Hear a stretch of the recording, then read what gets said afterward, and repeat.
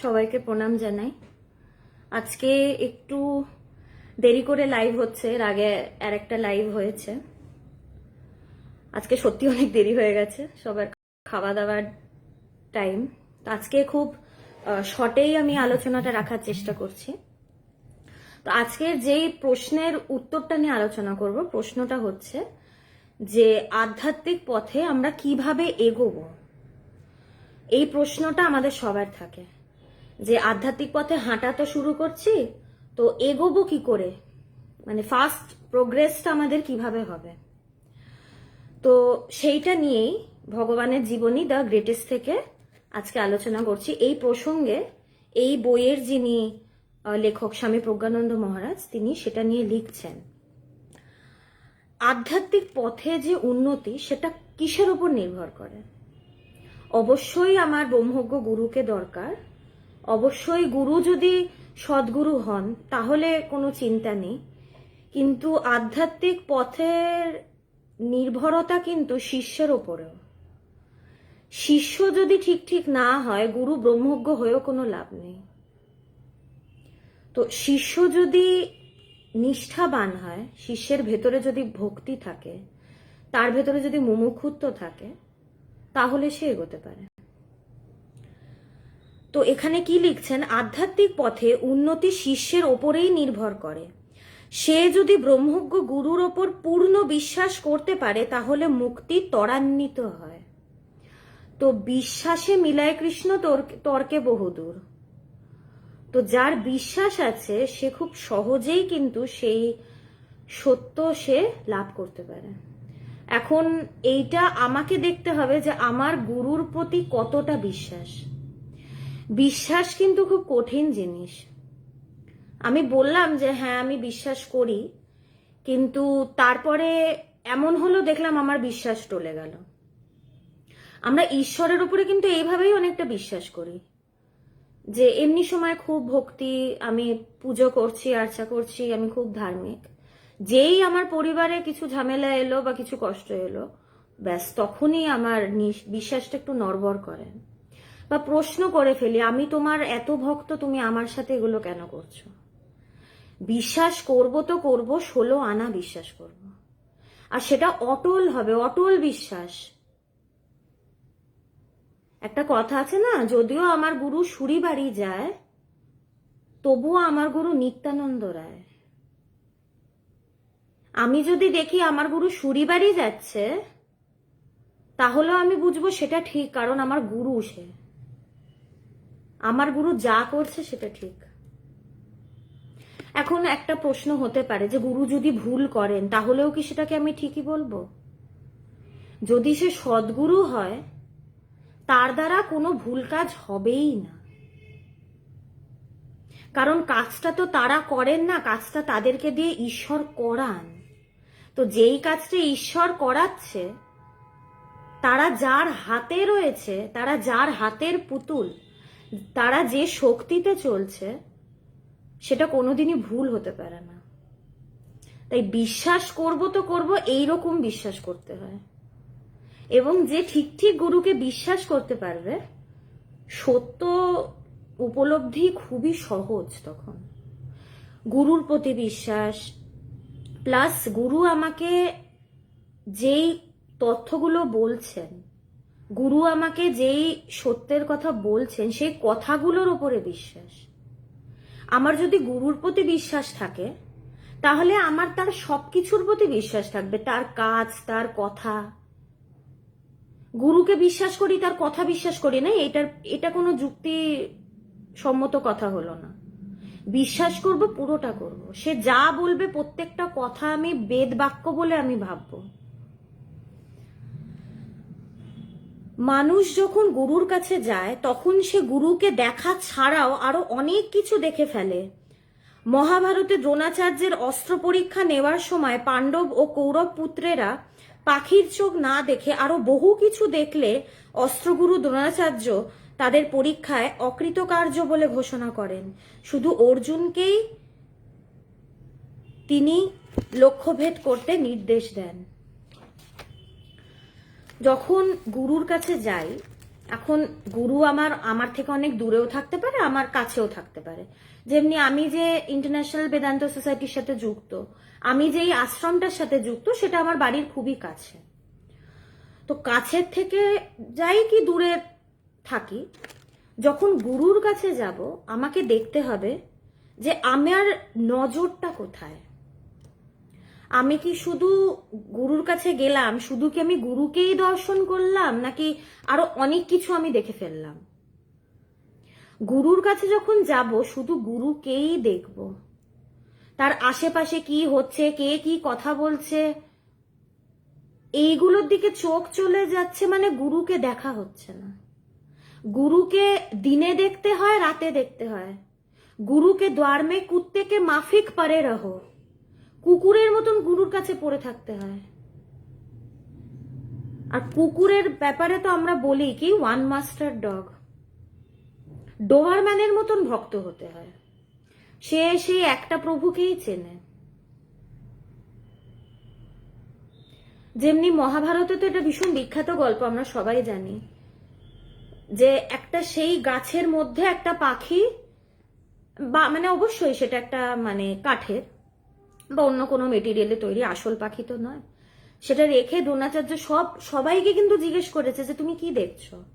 কেউ বলছে আমি গাছ দেখছি, কেউ বলছে আমি ফল দেখছি, কেউ বলছে ফুল দেখছি, পাতা দেখছি, আকাশ দেখছি। দ্রোণাচার্য কিন্তু তাদেরকে তীর চালাতে দেয়নি। অর্জুনকে যখন জিজ্ঞেস করছে তুমি কি দেখছো, অর্জুন বলল কি পাখির চোখ দেখছি।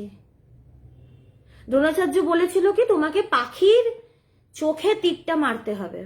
এমনি কঠিন, মানে পাখিটাও ছোট, তাও দূরে, আবার চোখটা তো আরোই ছোট। যেই গুরু শুনলো যে অর্জুন বলছে পাখির চোখ দেখছি, তখনই কিন্তু সে তীর চালাতে দিল। বাকিদেরকে কেন দেয়নি? তাদের লক্ষ্য স্থির নয়, তারা লক্ষ্যের দিকে তারা দৃষ্টি নিবদ্ধ রাখছে না, তারা আরো অনেক কিছু দেখে ফেলছে। এইভাবে তারা তীরটা চালাবে কোথায়? হাজারটা জিনিস দেখলে তো তীর চালানো যায় না। ম্যারাথনে যখন দৌড়ায় কেউ, কোনো অ্যাথলিট যখন কোনো ম্যারাথন বা অলিম্পিকে দৌড়ায়, তাকে লক্ষ্যটা কিন্তু সেই রিবানের ওপরে রাখতে হয়, ফিনিশিং লাইন।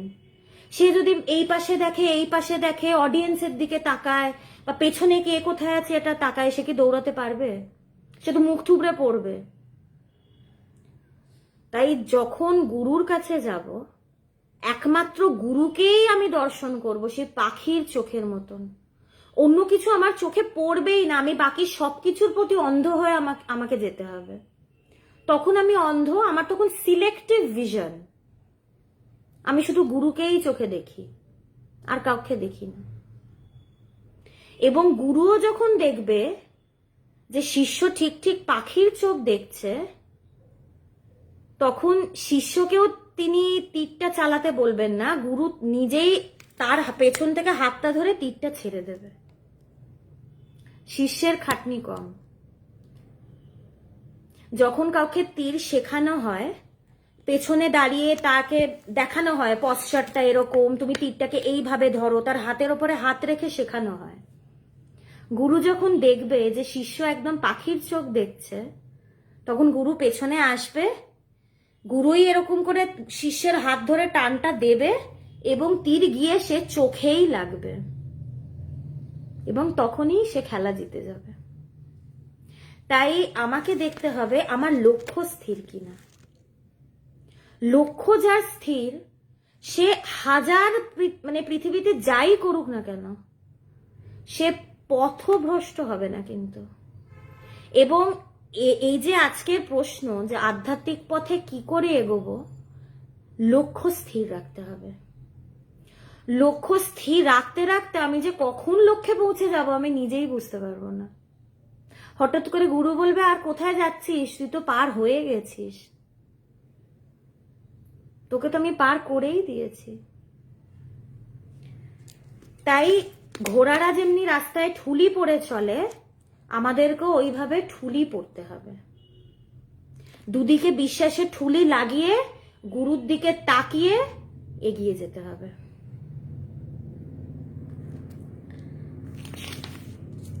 সাধারণ মানুষ ব্রহ্মজ্ঞ গুরুর কাছে গিয়েও গুরুর অন্যান্য শিষ্যরা কি করছেন, আশ্রমে কত বিষয় সম্পত্তি আছে ইত্যাদি নানা জিনিস লক্ষ্য করার চেষ্টা করেন। তো বেশিরভাগ কি হয়, প্রচুর মানুষ তো প্রচুর আশ্রমে যাচ্ছে, গুরুর কাছে যাচ্ছে, কটা লোক আর খালি গুরুকে দেখতে যায়? বেশিরভাগ তো মন থাকে, আমার যেটা এক্সপিরিয়েন্স আমি দেখেছি, বেশিরভাগ মানুষের মন থাকে প্রসাদ, প্রসাদ পাবো কখন, আজকে কি প্রসাদ হয়েছে, কি ভোগ দেওয়া হয়েছে ঈশ্বরকে, ঠাকুরকে, গুরুকে কি আজকে তিনি কি ভোগ খেলেন, বা কে কোথায় গল্প করছে, কোথায় কি সাজানো আছে। আমরা কাঠামোটা দেখতে বেশি ভালোবাসি। এটা আমাদের দোষ না, আমাদের নামরূপ দেখতে দেখতে এতটাই অভ্যেস হয়ে গেছে, সব জায়গায় আমরা ওটাই দেখতে চাই। এই জন্যই বলছে নাম রূপের পারে দৃষ্টি ফেলার চেষ্টা করো। আধ্যাত্মিকতাকে আরো গভীরে আমাদেরকে নিয়ে যায়, নাম রূপের পারে, যে তুমি নামরূপ না দেখে এসেন্স বা জিস্টটাকে দেখো, ওইটাকে ধরার চেষ্টা করো। তাই আমি যদি গুরুর দিকে দৃষ্টি না রেখে আমি যদি এইসব করি তাহলে তো সময় নষ্ট। বা এরকমও দেখেছি যে অনেক মানুষ আশ্রমে গিয়ে বাজারে কোন জিনিসের কত দাম, কারেন্ট অ্যাফেয়ার্স, পলিটিক্যাল অ্যাফেয়ার্স, এগুলো নিয়ে গল্প করছে। গল্প তো সারা জীবন করলাম, গুরুর কাছে গিয়েও গল্প করব? গল্প করি না, অসুবিধা তো নেই, ঈশ্বরকে নিয়ে করি, আলোচনাটা ঈশ্বরকে নিয়ে হোক। 24 ঘন্টাই তো বিষয় নিয়ে থাকছি, গুরুর কাছে তো গেছি, ওটা তো একটা অবসর, ওটা তো একটা অপরচুনিটি, কিছুক্ষণ ঈশ্বরকে নিয়ে থাকা, নিজেকে নিয়ে থাকা, গুরুর চিন্তন করা। তো সেটা তো আমাদের সময়টাকে আমাদের তো ভালো করে ইউটিলাইজ করতে হবে। ঠাকুর বলছে চিন্তা করো, কোনো অসুবিধে নেই, দুশ্চিন্তা করো না, ঈশ্বরের চিন্তা করো। চিন্তা করো, চিন্তার মোড়টা ঘুরিয়ে ওটা ঈশ্বরের দিকে নিয়ে যাও। ঠাকুর কিন্তু কোনোদিন কোনো কঠিন কথা বলেননি, এইটা ছেড়ে দাও, ওইটা ছেড়ে দাও, এটা করতে পারবে না, কোনোদিন কিন্তু এইসব কোনো কথা বলেননি। বলেছে চিন্তা করো, ঈশ্বর চিন্তা করো, কাজ করো, ঈশ্বরের জন্য করো, ঈশ্বরকে সমর্পণ করে করো, আলোচনা করো, চর্চা করো, কথা বলো, কিন্তু সেটা যেন ঈশ্বরীয় আলোচনা হয়। শাস্ত্রে আছে অন্য বাক্য পরিত্যাগ করো, গুরু অমৃতের সেতু। বলছে বাকি কথা পরিত্যাগ করো, কারণ আমরা যেই কথাগুলো বলি সেই কথাগুলো কোনো কাজের নয়,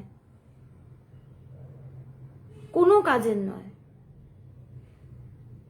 কাজের কথা বলতে হবে, কারণ কাজের কথা বললেই তো কাজটা ঠিক ঠিক হবে। মন যদি স্থির থাকে ঠুলি লাগাবার প্রয়োজন নেই, মন স্থির করার জন্যই ঠুলি লাগানো। কটা লোকের মন স্থির, মন তো চঞ্চল, স্থির করা কি অত সোজা? যার স্থির হয়েছে সেটা বিরাট ব্যাপার, যে মন স্থির করতে পেরেছে তাকে তো কিছু বলার নেই, কিন্তু এটা তো আর একদিনের ব্যাপার নয় না, মন স্থির করাটা একটা বিরাট কঠিন ব্যাপার। এটা আধ্যাত্মিকতা একদিনের এটা বিষয় নয়, মন স্থির করার জন্যই ঠুলিটা পড়া। কারণ আমার মনে যখন একটা বিষয় আসবে তখনই বুঝবো মনটা স্থির হয়েছে। এই জন্যই তো ঠুলি, দুদিকে যদি মানে ঠুলি পড়া থাকে, খালি সামনে যেটা আছে সেটাই দেখতে পাবো, তো চিন্তাটা তাহলে শুধু সামনে যেটা দেখছি সেটা নিয়েই হবে, আশেপাশে আর এ নিয়ে হবে না। ওই কনটেক্সটে কথাটা বলা আর কি। মনে যদি উথাল পাথাল থাকে তাহলে উথাল পাথালটাকে শান্ত করার জন্য আমাকে এই চর্চা ডেলি করে যেতে হবে। আধ্যাত্মিক পথে এগোনো এটারও কিন্তু আরেকটা হচ্ছে নিয়মিত চর্চা, রোজ এটার চর্চা। চর্চা বলতে শুধু কিছু লাইভ শোনা বা কিছু কথা শোনা না, নিজেকে এই বিষয়টা নিয়ে বসতে হবে, নিজেকে মনন করতে হবে, ভাবতে হবে। কথা তো আমরা কত কথা সারা জীবন ধরে শুনবো, কথাগুলোকে কাজে লাগানো, প্রয়োগ করা। স্বামীজির কথায় প্র্যাকটিক্যাল বেদান্ত, বেদান্তটাকে প্রয়োগ করতে হবে বা মনন করতে হবে, তারা কি বললেন, এই কথাটার কোন গভীরতা থেকে এসছে, কথাটার আসল অর্থ কি, কথাটা বলে কি বোঝাতে চাইছেন? ব্রহ্মের কথা বলছেন, কেন বললেন? সেই সত্যের কথা তারা কেন বলছেন? এবং যত চর্চা করব, এখন দেখি কি যে মনকে শান্ত করতে পারছি না, তখন আমি চেয়েও মনকে চঞ্চল করতে পারবো না। এতটা তফাৎ হবে। মহাপুরুষরা চাইলেও নিজেদেরকে চঞ্চল করতে পারেন না,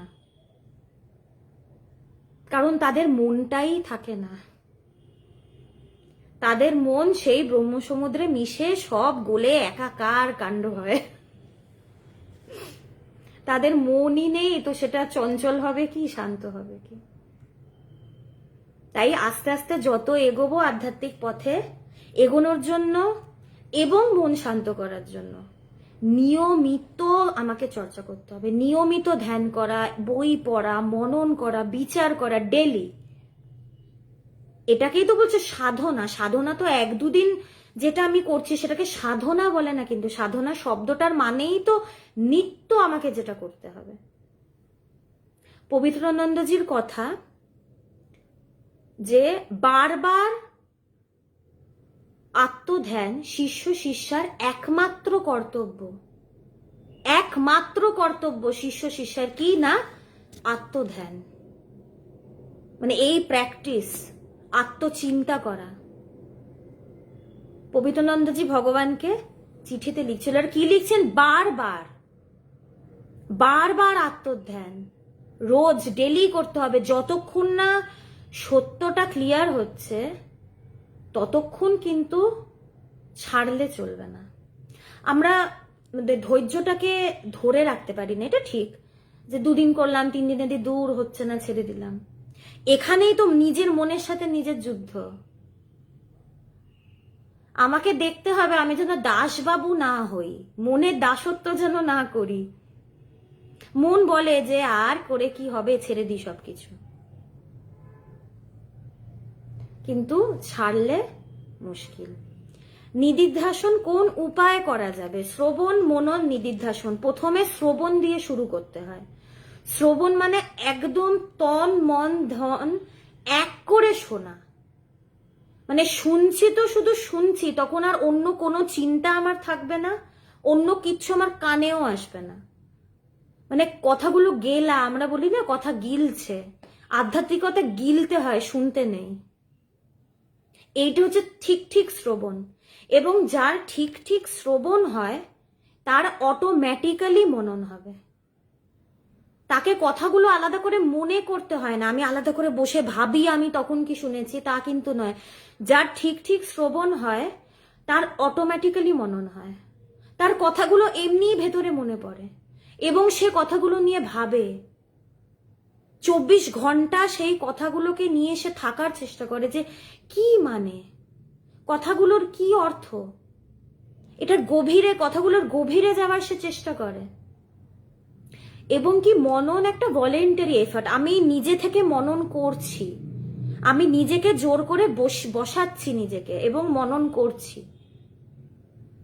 এইটাই এক সময়, এই যে আমি এখন ভলেন্টারি চেষ্টা করছি, এটাই এক সময় ইনভলেন্টারি হয়ে যায়, সেটাই নিদিধ্যাসন।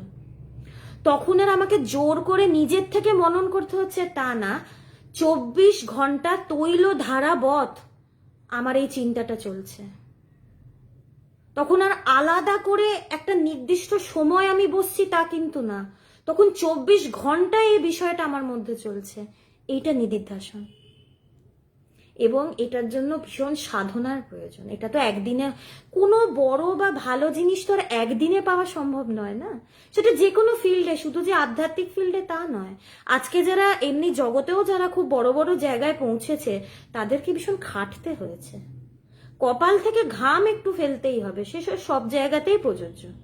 তাই এটা ডেইলি প্র্যাকটিস, এবং যে নিষ্ঠা সহকারে করবে বিশ্বাস নিয়ে। নিদিধ্যাসন তো তার এমনিই হবে, এবং তারপরেই সমাধি। সমাধি নিয়ে একজন প্রশ্ন করছিল, আমার মনে হয় নিখিলেশ চ্যাটার্জি আপনি হয়তো করছিলেন। আমি সেটার উত্তর আমি এই আলোচনাটা করে আমি লাইভের শেষে বলছি। সঠিকভাবে শ্রবণ কিভাবে সম্ভব? এই তো এক্ষুনি বললাম, যে তন মন ধন এক করে শুনতে হবে, মানে এরকম যে চোখের পলক ফেলতে ভুলে যাব এমন ভাবে শোনা, মানে পুরো মনটাকে আমি যে কথাগুলো বলা হচ্ছে সেগুলোতে দেব। তখন শুনতে শুনতে আমি অন্য কিচ্ছু নিয়ে ভাববো না। আমরা কি শুনতে শুনতে অনেক কিছু ভেবে ফেলি। ধরো আমি একটা কিছু উদাহরণ বললাম, এই যে পাখির চোখ, আমি শুনলাম পাখির চোখ, আমার চিন্তা হলো পাখি, আমার ঘরে একটা পাখি রাখলে হয়, পাখি তো অনেক, এই যে অন্য, আমি একটু উদাহরণ দিচ্ছি, এই যে অন্য কিছু ভেবে ফেলছি, তার মানে কি শ্রবণটা ঠিক হচ্ছে না, পুরো ফোকাসটা আমি কথায় দিচ্ছি না। পুরো আমার যা কিছু আছে মনটাকে পুরো তুলে দিয়ে দিতে হবে এবং সবকিছু এক করে দাড়ি কমা পর্যন্ত শুনতে হবে। যিনি কোথায় নিঃশ্বাস ফেলছেন, যে ঠিক শ্রবণ করে সে এটাও বলে দেবে যে সে কোন জায়গাটা নিঃশ্বাস নিয়েছেন, কোন জায়গাটা পজ করেছেন, কোথায় দাড়ি কমা দিয়েছেন। এইটা হচ্ছে ঠিক শ্রবণ। একটা কিছুর আশা আছে, সেটা পেলে মন শান্ত হয়। জীবনে কিছু আশা থাকে, নিজের মনের মধ্যে শক্তি বৃদ্ধি করব কি করে, যাতে আমি যা চাই তাই পাওয়ার মনোসংযোগ বাড়াতে পারবো। আচ্ছা, আমি যেহেতু বেদান্ত নিয়ে চর্চা করি, আমি এটা আধ্যাত্মিক কনটেক্সটেই, আধ্যাত্মিক অ্যাঙ্গেল থেকেই আমি এটা মানে বলছি। হয়তো উত্তরটা স্যাটিসফ্যাক্টরি হবে না, হয়তো আপনার মনের মতন করে আমি বলতে পারবো না, কিন্তু আমি যেটা দেখেছি, যত কম চাওয়া পাওয়া থাকবে তত কিন্তু শান্তি। এবং এটা কিন্তু সত্য, আমরা যা চাই তা কিন্তু সব পেয়ে উঠি না এই জীবনে। তো এই জন্য বলে যে আশা একটু কমিয়ে আনতে হয়। যত আমি এক্সপেকটেশন কম রাখবো তত কিন্তু আমি শান্তিতে থাকতে পারবো। এবং যে এক্সপেকটেশন কমিয়ে আনতে পারে তারই কিন্তু মনের শক্তি ততটা বাড়ে। কারণ এটা কেন হয়, মনের শক্তির বাড়ানোর একটাই উপায়, এই উত্তরটা আমি দিচ্ছি। মনের শক্তি বাড়ানোর একটাই উপায়, মনের সাথে কিন্তু একটু ঝগড়া করতে হবে, একটু মনের সাথে ফাইট করতে হবে। মনে জোর পাই না কেন, মনের সব কথা আমরা শুনি, কোনোদিন বিরোধ করি না। একটু বিপ্লবী হতে হবে, একটু রিভোল্ট করতে হবে, বিদ্রোহ করতে হবে, মনের এগেনস্টে করতে হবে, তাহলেই মনের জোর বাড়বে। এবং যে মনের এগেনস্টে বিদ্রোহ করতে পারে তার কিন্তু চাওয়া পাওয়া কমে আসে এবং সে তখনই কিন্তু ঠিক শান্তিতে থাকতে পারে। তাই যত চাওয়া পাওয়া কমাতে পারবো আমার মনে হয় ততটাই ভালো। এটা আমার অবশ্যই একদিনে, মানে এটা তো মুখে বলার কথা নয় যে চাওয়া পাওয়া কমিয়ে নিলেই আমার চাওয়া পাওয়া কমে গেল, সেটা তো হয় না। সময় লাগে, চাওয়া পাওয়া কমতে সময় লাগে, কারণ আমাদের অনেক কিছুর প্রতি মন আছে, আসক্তি আছে, অনেক জায়গায় আমরা মানে ভালো লাগার ব্যাপার আছে, কিন্তু একটু চেষ্টা করতে হয়, সঠিক শ্রবণের জন্য মন কিভাবে তৈরি করব, এই বিষয়টার প্রতি যদি আমার ইন্টারেস্ট থাকে আমি তো এমনিই শুনতে চাইব। আমার যদি এই বিষয়টার প্রতি একটা কৌতূহল, না কিন্তু কৌতূহল জিনিসটা আলাদা, কিউরিওসিটি আজকে থাকতে পারে কালকে নাও থাকতে পারে, কিন্তু যার এই বিষয়টার প্রতি একটা মন আছে, যে ভালোবাসে, সেই কিন্তু ভালো করে শুনবে। তো এইটাই উপায়। এবং যদি আমার বিষয়টার প্রতি সেরকম ভালোবাসা না থাকে তাহলে আমাকে একটু নিজেকে পুশ করতে হবে। এখন জোর করে তো কিছু হয় না, এখন যে চায় না আধ্যাত্মিকতা শুনতে তাকে তো জোর করে কিছু করানো যায় না। তার ভেতর থেকে যদি ঈশ্বরের কৃপায় কোনোদিন এই ইচ্ছেটা আসে তাহলে সে নিজে থেকে শুনবে। কিন্তু আপনি এই লাইফটা শুনছেন মানে আপনার এই বিষয়ে ইন্টারেস্ট আছে, তো যদি ইন্টারেস্ট থাকে তাহলে শ্রবণ তো ভালো করে হবেই। এবং যার ভেতরে এইটা আছে যে আমাকে সত্য জানতে হবে, তাহলে তো তার না শুনে উপায় নেই, তাহলে তো সে কথা গিলবেই, সে একটা কথাও সে বাদ দেবে না।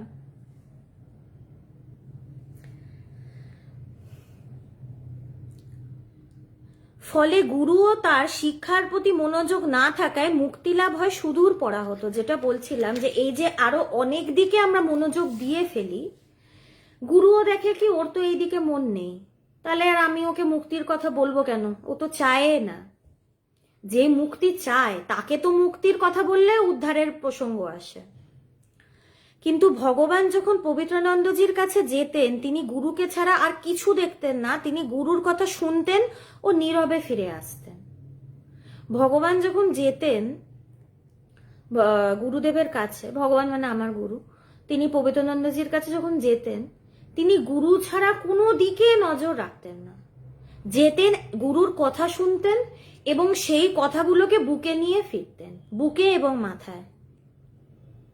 আর কোনো দিকে উনি কারোর সাথে গল্প করা, আড্ডা দেওয়া, কোনো কিচ্ছু করতেন না। আরো তো অনেক লোক সেই আশ্রমে আসতো কারোর সাথে বসে গল্প করা।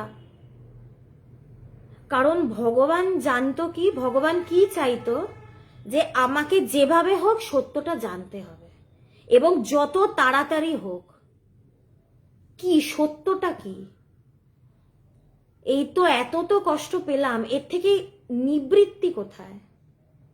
আর এই যে বেদান্তে বলছে যে সেই চরম সত্য ব্রহ্ম, সেটা কি? এবং বলছে আমি সেটা, সেটা আমার আসল স্বরূপ। তো আমার আসল স্বরূপ তো তার মানে আমি জানি না যে আমি আসলে কে, আমি তো মুখোশ পরে ঘুরছি।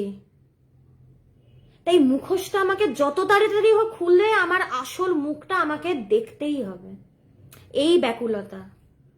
এবং যেহেতু তিনি ব্যাকুল, তার শ্রবণ, মনন, নিদিধ্যাসন সব সহজভাবেই হয়ে গেছিল।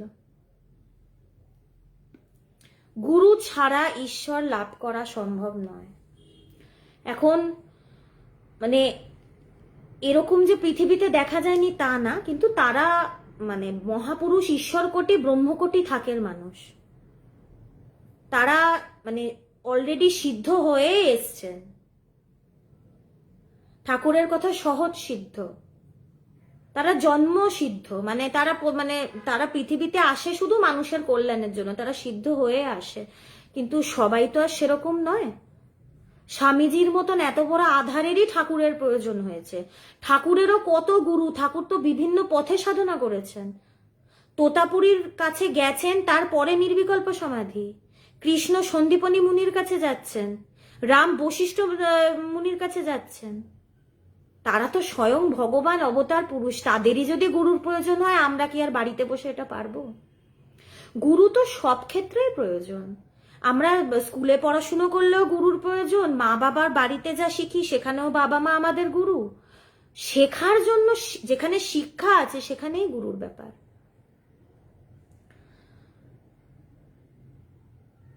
একজন সাধারণ মানুষ কোনো একটা জিনিসকে যা ভাবে, একজন ব্রহ্মজ্ঞানী মানুষ সেই জিনিসকে কি ভাববে, এইটার জন্য তো একটু কথামৃত পড়তে হবে। কথামৃত পড়লে, মানে নিশ্চয়ই আপনারা পড়েছেন, আরেকবার একটু পড়তে বলছি। সেখানে ঠাকুরের যা দৃষ্টি, ঠাকুর কিন্তু, আমরা বলি কি তিনি ভীষণ উদাসীন, হ্যাঁ তিনি জগতের কিছু খেয়াল রাখতেন না। ঠাকুরের যদি উদাহরণগুলো দেখি, তিনি কিন্তু একদম ডে টু ডে লাইফে ঘটনাগুলোকে এমনভাবে তিনি অবজার্ভ করতেন এবং সেই এক্সাম্পলগুলোই কিন্তু আমাদের তিনি বলে গেছেন, এবং আমাদের বুঝতে এতটা আমাদের সহজ হয়েছে, আমরা এতটা রিলেট করতে পারি ঠাকুরের সাথে। তার কি দৃষ্টি, ওটাতেই বোঝা যাবে, কথামৃত পড়লেই বোঝা যাবে যে একজন ব্রহ্মজ্ঞানী দৃষ্টি কি সুন্দর।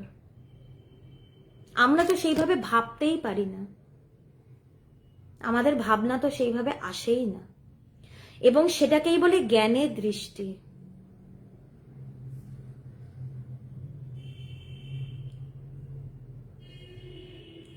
আচ্ছা, হ্যাঁ এইটা তো একটা ভীষণ বড়ই একটা ডাইলেমা আমাদের থাকে। পৃথ্বীরাজ মুখার্জি উনি বলছেন, অবশ্যই আমি তো বললামই যে মনে তো চাওয়া পাওয়া থাকবেই।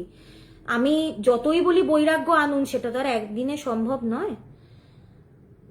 বিষয় জীবনে থাকুক, অসুবিধে নেই, কিন্তু আসক্তি হলে অসুবিধে। জগতের মধ্যে আমি থাকি না, সেটা কোনো অসুবিধে নেই, জগৎ যেন আমার মধ্যে না থাকে।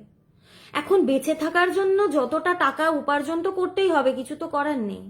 টাকা উপার্জন করছি, কিন্তু বেশি টাকা না পেয়ে একদম ফ্রাস্ট্রেশনে ভুগছি, সেটা হলে তো মুশকিল। একটা ব্যালেন্সড, পবিত্রানন্দজির একটা কথা আছে, কৃচ্ছতা এবং বিলাসিতা দুটোর মধ্যে ব্যালেন্স করে চলবে। ব্যালেন্সটার প্র্যাকটিসটা তো আমরা সবাই করতে পারি, সেটা তেমন কিছু কঠিন না যে ভীষণ বিলাসিতায় থাকলাম বা ভীষণ একদম অবহেলা করে থাকলাম। অবহেলাও কিন্তু করতে বলছেন না, কি বলছেন? Middle path. এটা বুদ্ধও বলে গেছেন, মাঝিমা পাথা, যে তুমি মিডল পাথে চলার চেষ্টা করো। অবশ্যই একটা মানুষ তো, আমাদের এটা একটা নেচার, এটা মানুষের প্রকৃতি, এটা খুব সুন্দরও। মানুষ কিন্তু এক জায়গায় থেমে থাকতে চায় না। এবং এটা বলাও হয় যে, একটা উদাহরণ দেওয়া হয় না, যে যেই জল এক জায়গায় থেমে যায় সেটা কিন্তু নোংরা হয়ে যায়, সেই জল স্বচ্ছ যেটা বইতে থাকে। তাই আমাদেরও জীবনটাকে বলে যে জলের মতন তুমি জীবনটা যেন ফ্লো করে, এক জায়গায় থেমে গেলে তো সেটা মুশকিল। অবশ্যই আমরা সমৃদ্ধি চাই, অবশ্যই আমরা আরো বড় হতে চাই, এটা থাকা খুব ভালো। Ambition is good, but you should not be attached. আমি একটা কিছু চাইলাম, সেটা আমার হলো না, সেটাকে যেন মেনে নিতে পারি। হলো না বলে ফ্রাস্ট্রেশন হয়ে গেল, তারপরে ডিপ্রেশনের ওষুধ খাচ্ছি, সেটা যেন না হয়। আমার যা কাজ করার সমৃদ্ধির জন্য, আমার যা কাজ করার আমি করি না। আমার যদি মনে হয় আমার উন্নত হওয়ার জন্য আমাকে এই কাজগুলো করতে হবে, অবশ্যই করো। কোনো শাস্ত্রে, আধ্যাত্মিক কোনো মহাপুরুষ কোনোদিন মানা করেনি, অবশ্যই কাজ করো, কোনো অসুবিধে নেই। কিন্তু ফলের প্রতি আসক্তি হলে মুশকিল। আমাকে এটা জেনে কাজ করতে হবে যে আমি আমার 100% দিচ্ছি, দিই, পরে কি হবে সেটা তার হাতে। সত্যিই তো ফল আমাদের হাতে নেই। কত কাজ করি, সবকিছুকে আমরা পাই না তো, এই সত্যটা তো আমরা জানি। তাই এটা যেন অ্যাকসেপ্ট করে চলতে পারি, এইটুকু যেন আমরা করতে পারি। এটা মানে একটা রিকোয়েস্ট আর কি, এইটুকু যেন করি। করতে করতে একদিন হয়তো দেখবো মনটাকে একদমই আমি এক জায়গায় স্থির রাখতে পারছি।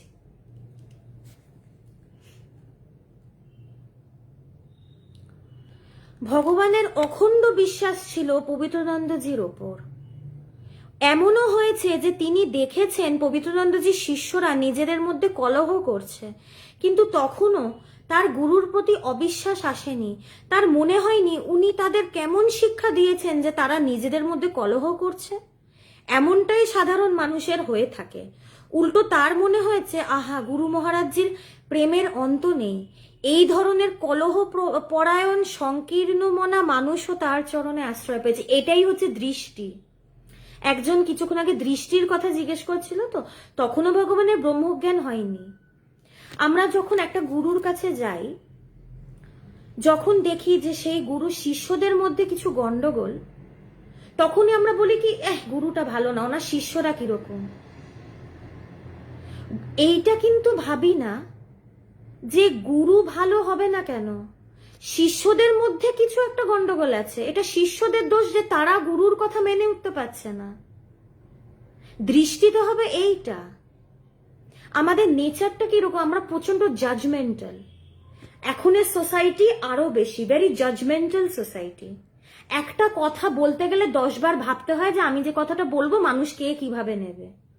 হয়তো সেটা নিয়ে একদম, এখন তো ট্রেন্ডিং, নাম্বার 1 ট্রেন্ডিং, এইসব অনেক টার্মস বেরিয়েছে, স্ক্যান্ডাল। তো এখন খুব মুশকিল হয় কথাবার্তা বলতে, কারণ পিপল আর ভেরি জাজমেন্টাল। কেউ একটু যে ভালোভাবে ভাববে, একটু ভালোভাবে নেবে। আমরা first impression is the last ইমপ্রেশনকে একবারে মন্ত্র বলে আমরা ধরে রাখি। একটা মানুষ, একজনের সাথে একজনের বিয়ে হয়, 50 বছর ঘর করার পরেও একে অপরকে তারা চিনে উঠতে পারে না। একটা মানুষকে 1-2 বার দেখলে এত সোজা তার সবকিছু বুঝে যাওয়া। একটা মানুষের চরিত্রের প্রচুর দিক থাকে, মনের প্রচুর দিক থাকে, প্রচুর লেয়ার থাকে। মানুষকে সারা জীবন ধরেও চেনা যায় না। তাই চট করে জাজ করে নেওয়া, একটা কমেন্ট পাস করে দেওয়া, এগুলো আমাদের একটু বন্ধ করা উচিত। আমরা যদি চেষ্টা করি, একটু এগুলোকে কম করা উচিত, আমার পার্সোনাল ওপিনিয়ন। এটা প্রায় আমি নিজেও দেখেছি, আমি প্রচুর মানুষকে বলতে দেখি যে দূর উনি ভালো না, ওনার ওখানে কিরম টাইপের লোকেরা যায়, কিরম টাইপের লোকেরা যায়। উনি বৈদান্তিক, উনি ব্রহ্মজ্ঞ গুরু, উনি চেয়েও ভেদ করতে পারবেন না কারোর মধ্যে। উনি সবার ভেতরে সে ব্রহ্মকেই তো দেখেন, কে বাজে কে খারাপ কে ভালো মন্দ তিনি এসব দেখেন না। তিনি ভেদ করে তিনি ব্রহ্মজ্ঞানের কথা মানুষকে বলেন না, তিনি সবাইকে বলেন, কারণ তিনি জানেন সবাই তো সেই ব্রহ্মস্বরূপ, তাই সবাই অধিকারী বেদান্তের কথা শোনার, সবাই অধিকারী। গুরু কোনোদিন সে যদি ঠিক ঠিক গুরু হয় তার কাছে সবাই আশ্রয় পায়। ব্রহ্মজ্ঞ গুরু তো ছাতার মতন, তার ছাতার তলায় সবাই আশ্রয় পায়। পুরো পৃথিবীর মানুষকে তারা বুকে ধারণ করতে পারে, তাদের এতটা ভালোবাসা। তাই চট করে যেন এইটা না করি। ভগবানের কিন্তু তখনও ব্রহ্মজ্ঞান হয়নি, কিন্তু তার দৃষ্টিটা কত সুন্দর। তিনি কিন্তু এইটা বলেননি যে গুরুদেব কি শিক্ষা দিচ্ছেন, ওরা নিজেদের মধ্যে এত কলহ করছেন, এটা কিন্তু বললেন না। তিনি কি বললেন যে আহা গুরু মহারাজজির কত ভালোবাসা, এরম মানুষদেরও তিনি আশ্রয় দিয়েছেন, তারা এরম কলহ করছে তাও গুরুদেব তাদেরকে কি সুন্দর করে বেদান্তের কথা ধৈর্য ধরে শিখিয়ে যাচ্ছে। গুরুদেব কিন্তু বলছে না তোমরা এত কলহ করো, তোমাদের সাথে আমি আর কোনো উপদেশ তোমাদের দেব না। এই হচ্ছে দৃষ্টি। এতে ভগবানের গুরুর প্রতি ভক্তি বিশ্বাস আরো বেড়ে গেছে। মানে ভগবানের গুরুদেবের প্রতি কিরম বিশ্বাস যে সে এরকম কথা তার ভেতরে ছিল, এটাতেই তো বোঝা যায়। এটাকেই তো বলছে অটল বিশ্বাস, এটাকেই বলছে অটল বিশ্বাস। আমি যেই ভগবানের কথা বলছি তিনি হচ্ছেন আমার গুরু, ইন্টারন্যাশনাল বেদান্ত সোসাইটির প্রতিষ্ঠাতা তিনি, এবং ওনার জীবনী থেকে আলোচনা করা হচ্ছে। অবশ্যই ব্রহ্মজ্ঞ, না হলে ওনার জীবনী নিয়ে তো আলোচনা করা হতো না। উনি এখনো দেহে আছেন এবং এইটা নিয়েই আলোচনা করা হচ্ছে। দ্য গ্রেটেস্ট ওনার জীবনী, স্বামী প্রজ্ঞানন্দ মহারাজের লেখা।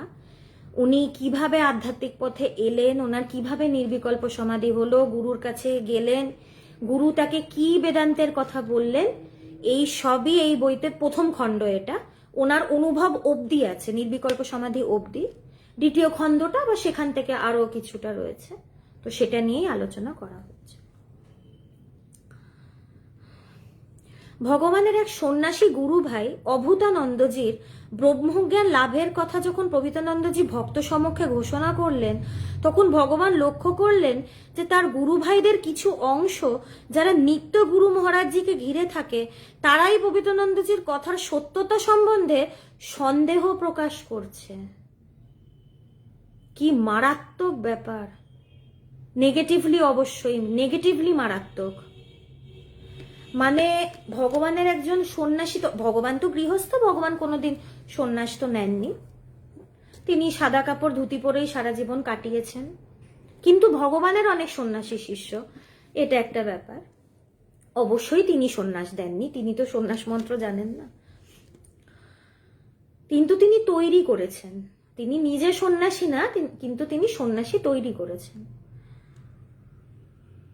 তো এখানে আমরা কি দেখছি যে অভূতানন্দজি একজন পবিত্রানন্দজি সন্ন্যাসী শিষ্য, এবং ওনার ব্রহ্মজ্ঞান লাভ হয়েছে। কত বিরাট ব্যাপার! ব্রহ্মজ্ঞান লাভ হয়েছে মানে ভগবান যখন 56B-তে থাকতেন, 56B ভগবানের রেলওয়ে কোয়ার্টার, সেখানে উনি তো রেলেই চাকরি করতেন, ইস্টার্ন ফ্রন্টিয়ার রেলওয়ে, আসাম মালিগাঁওটাই হচ্ছে হেডকোয়ার্টার, তো সেখানে কোয়ার্টারে থাকতেন। ওই সময় 56B-তে যখন ভগবানের নির্বিকল্প সমাধি হয়ে গেছে, ভগবানের কাছে তখন প্রচুর মানুষ এমনি আসতে শুরু করেছে ভগবানের থেকে বেদান্তের কথা শোনার জন্য। এবং শুধু যে মানুষ আসছে তা না, তাদের এই আধ্যাত্মিক উপলব্ধিও হচ্ছে। এবং কাউর যখন উপলব্ধি হতো তখন উৎসব লেগে যেত। মানে আমরা ভাবি কি জীবনে চাকরি পাওয়া এগুলো বিরাট ব্যাপার, কিন্তু অ্যাকচুয়ালি ব্রহ্মজ্ঞানটা বিরাট ব্যাপার। জীবনে যদি সেলিব্রেশনের কিছু থাকে, ব্রহ্মজ্ঞান সেলিব্রেট করা উচিত। সে তার সার্কিট কমপ্লিট, সে বাবা মুক্ত, আর তার ঝামেলা নেই। তো এখানে পবিত্রানন্দজি বলছেন যে ওর ব্রহ্মজ্ঞান হয়েছে। শিষ্যের যখন ব্রহ্মজ্ঞান হয়, এটা গুরুই কিন্তু ধরিয়ে দেয় শিষ্যকে, গুরুই কিন্তু এ করে দেয়। পরীক্ষায় ভালো নম্বরটা তো আমার টিচারই বলবে, টিচার আমার আনসার স্ক্রিপ্ট দেখবে, আমার আনসার শিট তিনি চেক করবেন, তারপরে তিনি মার্কস বসাবেন। তো গুরুই তো বলে দেন যে শিষ্যের ব্রহ্মজ্ঞান হয়েছে কি হয়নি। যেমনি ব্যাসদেব তার ছেলে সুখদেবের এটা বলছেন, তো গুরুই তো বুঝবেন, একজন ব্রহ্মজ্ঞানী তো আরেকজনের উপলব্ধির কথা বোঝে। তিনি বলছেন পবিত্রানন্দজি, কিন্তু তার শিষ্যরা বিশ্বাস করছে না। তাহলে কি তারা শিষ্যের পর্যায়ে পড়লো? তাদেরকে কি শিষ্য বলে বলা যাবে? যেখানে বলছে যে গুরু সবকিছু, সেখানে তারা গুরুর কথায় সন্দেহ প্রকাশ করছে। মানে সাহস কত বড়, আমি ওটাই ভাবছি।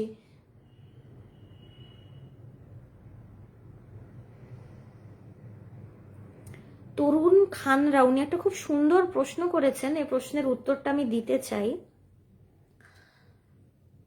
স্ক্রোল করলে একটাই সমস্যা যে এগুলো চলে যায়। আচ্ছা, উনি জিজ্ঞেস করছেন যে ব্রহ্মজ্ঞান উপলব্ধির জিনিস কিনা। উপলব্ধির জিনিস নয়, আমি কথায় বলছি। যতক্ষণ না উপলব্ধি হচ্ছে যে এটা উপলব্ধির বিষয় নয়, ততক্ষণ এই কথাগুলো বলতে হয়। কত কথাই বলতে হয়, এখন কি করা যাবে। ব্রহ্ম বিষয়টাই এমন, সেটা কথার পারে, তো আমার কিছু করার নেই, একটু কথা দিয়েই নির্দেশ করতে হচ্ছে কিছু। মানে আমি ভীষণ অসহায় এখানে। তো ব্রহ্ম উপলব্ধি হয় না, উপলব্ধি এইটা হয় যে আমি ব্রহ্ম হয়ে আছি, এর বাইরে ব্রহ্মকে আলাদা করে উপলব্ধি করা যায় না। তো ভেরি গুড কোয়েশ্চেন। এই বইটার নাম হচ্ছে দ্য গ্রেটেস্ট, এটা ভগবানের জীবনী, এটা আমাদের ইন্টারন্যাশনাল বেদান্ত সোসাইটির একটা পাবলিকেশন। আমাদের প্রত্যেকটা সেন্টারে এটা অ্যাভেলেবল। আর অনেকজনই এই গ্রুপ থেকে মানে বইটা চেয়েছিল। তো কেউ যদি কলকাতার মধ্যে থাকেন তাহলে তো আমাদের সেন্টারে এসেই বই নিয়ে যেতে পারেন, কোনো অসুবিধা নেই। কেউ যদি বাইরে থাকেন, কলকাতার বাইরে বাইরে থাকেন, আমরা স্পিড পোস্টে পাঠিয়ে দিই। এখনো অনলাইনের ব্যাপারটা আমরা ঠিক করে উঠতে পারিনি। খুব সুবিধে হয় যদি অ্যামাজন বা অন্য কোনো অনলাইন এতে করা যায়, তাহলে নিজেরাই লোকেরা অর্ডার করে নিতে পারবে। কিন্তু যতক্ষণ না সেটা হচ্ছে, আমরা স্পিড পোস্টে পাঠিয়ে দিই প্রত্যেকটা বই। তো এখানে এই যে পবিত্রানন্দজি বলছে যে তার উপলব্ধি হয়েছে, আবার বলছি কথার কথা বলছি, কথার কথা, উপলব্ধি হয় না। কিছু তো একটা বলতে হবে, নাহলে তো মানে মৌন হয়ে বসতে হবে। এখন মৌন থাকলে তো আর মানুষের সমাধান হবে না, না? ঋষিমুনিরা যদি এই চিৎকারটা না করতো যে তোমরা অমৃতের পুত্র, আমরা তো অমৃতের খোঁজ করতে বেরোতাম না। চিৎকারটা তো তাদের করতে হয়েছে। তো এইরকম চিৎকারই করছি, কথা বলতে হচ্ছে কিছু, কথা দিয়ে কথার পারে যাওয়া। তো যেটা বলছিলাম যে শিষ্যরা সন্দেহ প্রকাশ করছে গুরুর প্রতি, এই জন্যই সেই শিষ্যদের সত্য উপলব্ধি হয়নি। এখানে কিন্তু গুরুর কোনো দোষ নেই, এখানে শিষ্যের কতটায় যে গুরুকে তারা পেয়েও হারালো। কারণ এখানে গুরুর কেন দোষ নেই, এখন এটাও প্রশ্ন করতে পারে গুরুদেব কেন ওদেরকে বললেন না। ওই শিষ্যদের দেখছি, আবার ভগবানকেও তো দেখছি, দুজন তো একই গুরুর শিষ্য। ভগবানের নির্বিকল্প সমাধি হয়ে যাচ্ছে, আর ওনারা সন্দেহ প্রকাশ করেই সারা জীবন কাটিয়ে দিচ্ছেন। এখন জীবনের শেষে বোঝা যাচ্ছে কে কোথায় পৌঁছেছে, ভগবান কোথায় আর তারা কোথায়, তাদের একজনের নামও কেউ জানে না। আর ভগবানকে নিয়ে আজকে আমি ইন্ডিয়ান মংসে আলোচনা করছি। ভগবানের নাম আজকে ছড়াচ্ছে কারণ তিনি গুরুকে আঁকড়ে ধরেছিলেন। স্বামীজি বিশ্ব কাঁপিয়ে দিতে পেরেছিল ঠাকুরের জন্য। ভগবান তো এখনো বলে যে আমার গুরুদেব যদি এখন আমার সামনে এসে দাঁড়ায়, আমি সবকিছু তুড়ি মেরে উড়িয়ে দিয়ে আমি আমার গুরুর পেছন পেছন চলে যাব। আমি দেখবো না কে আমাকে ভগবান ডাকছে, কে আমার কাছে উপদেশ শুনতে আসছে, আমি কিচ্ছু দেখবো না, আমি আমার গুরুদেবের সাথে চলে যাব। তো এই হচ্ছে ব্যাপার। গুরু, ব্রহ্মজ্ঞ গুরুর কোনোদিন কোনো দোষ দেখতেই নেই। পাপ বলে যদি কিছু থাকে এটাই পাপ। মা তো এই জন্যই বলছে বাবা দোষ দেখবে নিজের, এইটাই তো সমাধান।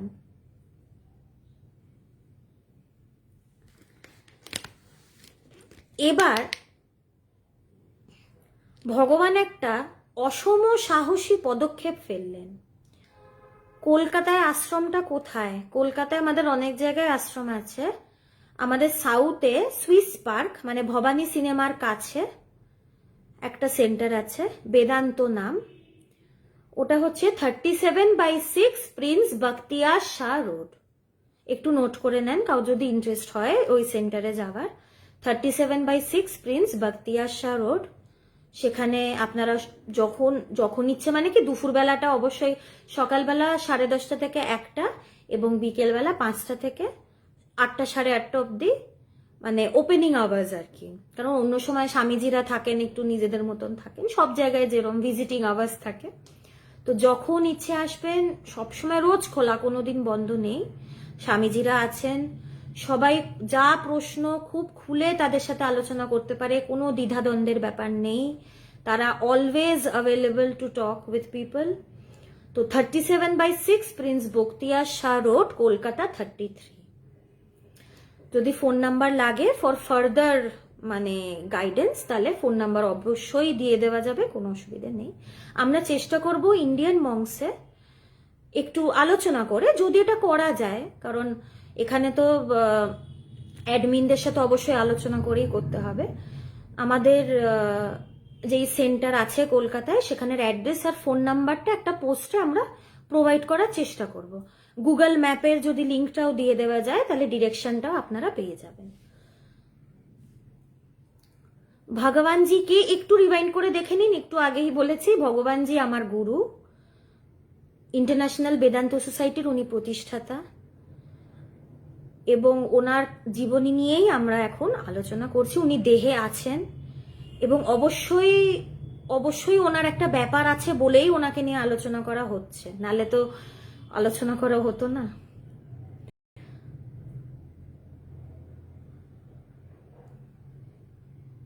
ভগবানজিকে, আপনার প্রশ্নটার উত্তরটা আমি দিয়েছি, আপনি 5বার প্রশ্ন করে ফেলেছেন। আপনি কি এই উত্তরটা স্যাটিসফাই নন? এই প্রশ্নের এই একটাই উত্তর, এর বাইরে আমি আর বিস্তারিত কিছু বলতে পারবো না। আর আপনি যদি ইন্টারেস্টেড থাকেন ভগবানের বিষয়ে জানতে, তাহলে অনেক দিন ধরেই এই গ্রুপে লাইভ হচ্ছে। প্রায় আমরা শেষের দিকে চলে এলাম, এটা 49 চ্যাপ্টার, তো 53 চ্যাপ্টার অবধি পরে বইটা শেষ হয়ে যাবে। তো আপনি একটু আগের লাইভগুলো একটু রেফার করে নেবেন। ভগবানের জীবনী নিয়ে এখানে আলোচনা করা হচ্ছে। ওনাকে আমি ভগবান বলে ডাকি শুধু না, আমি মানিও। উনি আমার গুরু, এবং আমার যা হয়েছে আমার সব ওনার কাছে গিয়ে সব পেয়েছি, কিছু বাদ নেই আমার জীবনে। যাকে পেলে সব পাওয়া যায়, আমি সব পেয়েছি। এবং পবিত্রানন্দজি তার দেহ রাখার আগে একটা কথা বলেছিল, গুরুর কৃপায় বেঁচে গেলাম। সত্যিই আমি বুঝি যে গুরুর কৃপায় যে কি বাঁচান বেঁচেছি এটা বলার নয়। তো আমার সব মানে সমাধানই সমাধান এখন। তা আমি আমার গুরুদেবের কথা এই জন্যই সবাইকে বলছি, কারণ ওনার কাছে গিয়ে আমি সব পেয়েছি। তাই ওনার কাছে গিয়ে যদি আর একজনও সব পায়, এটার জন্যই এই আলোচনাটা করা।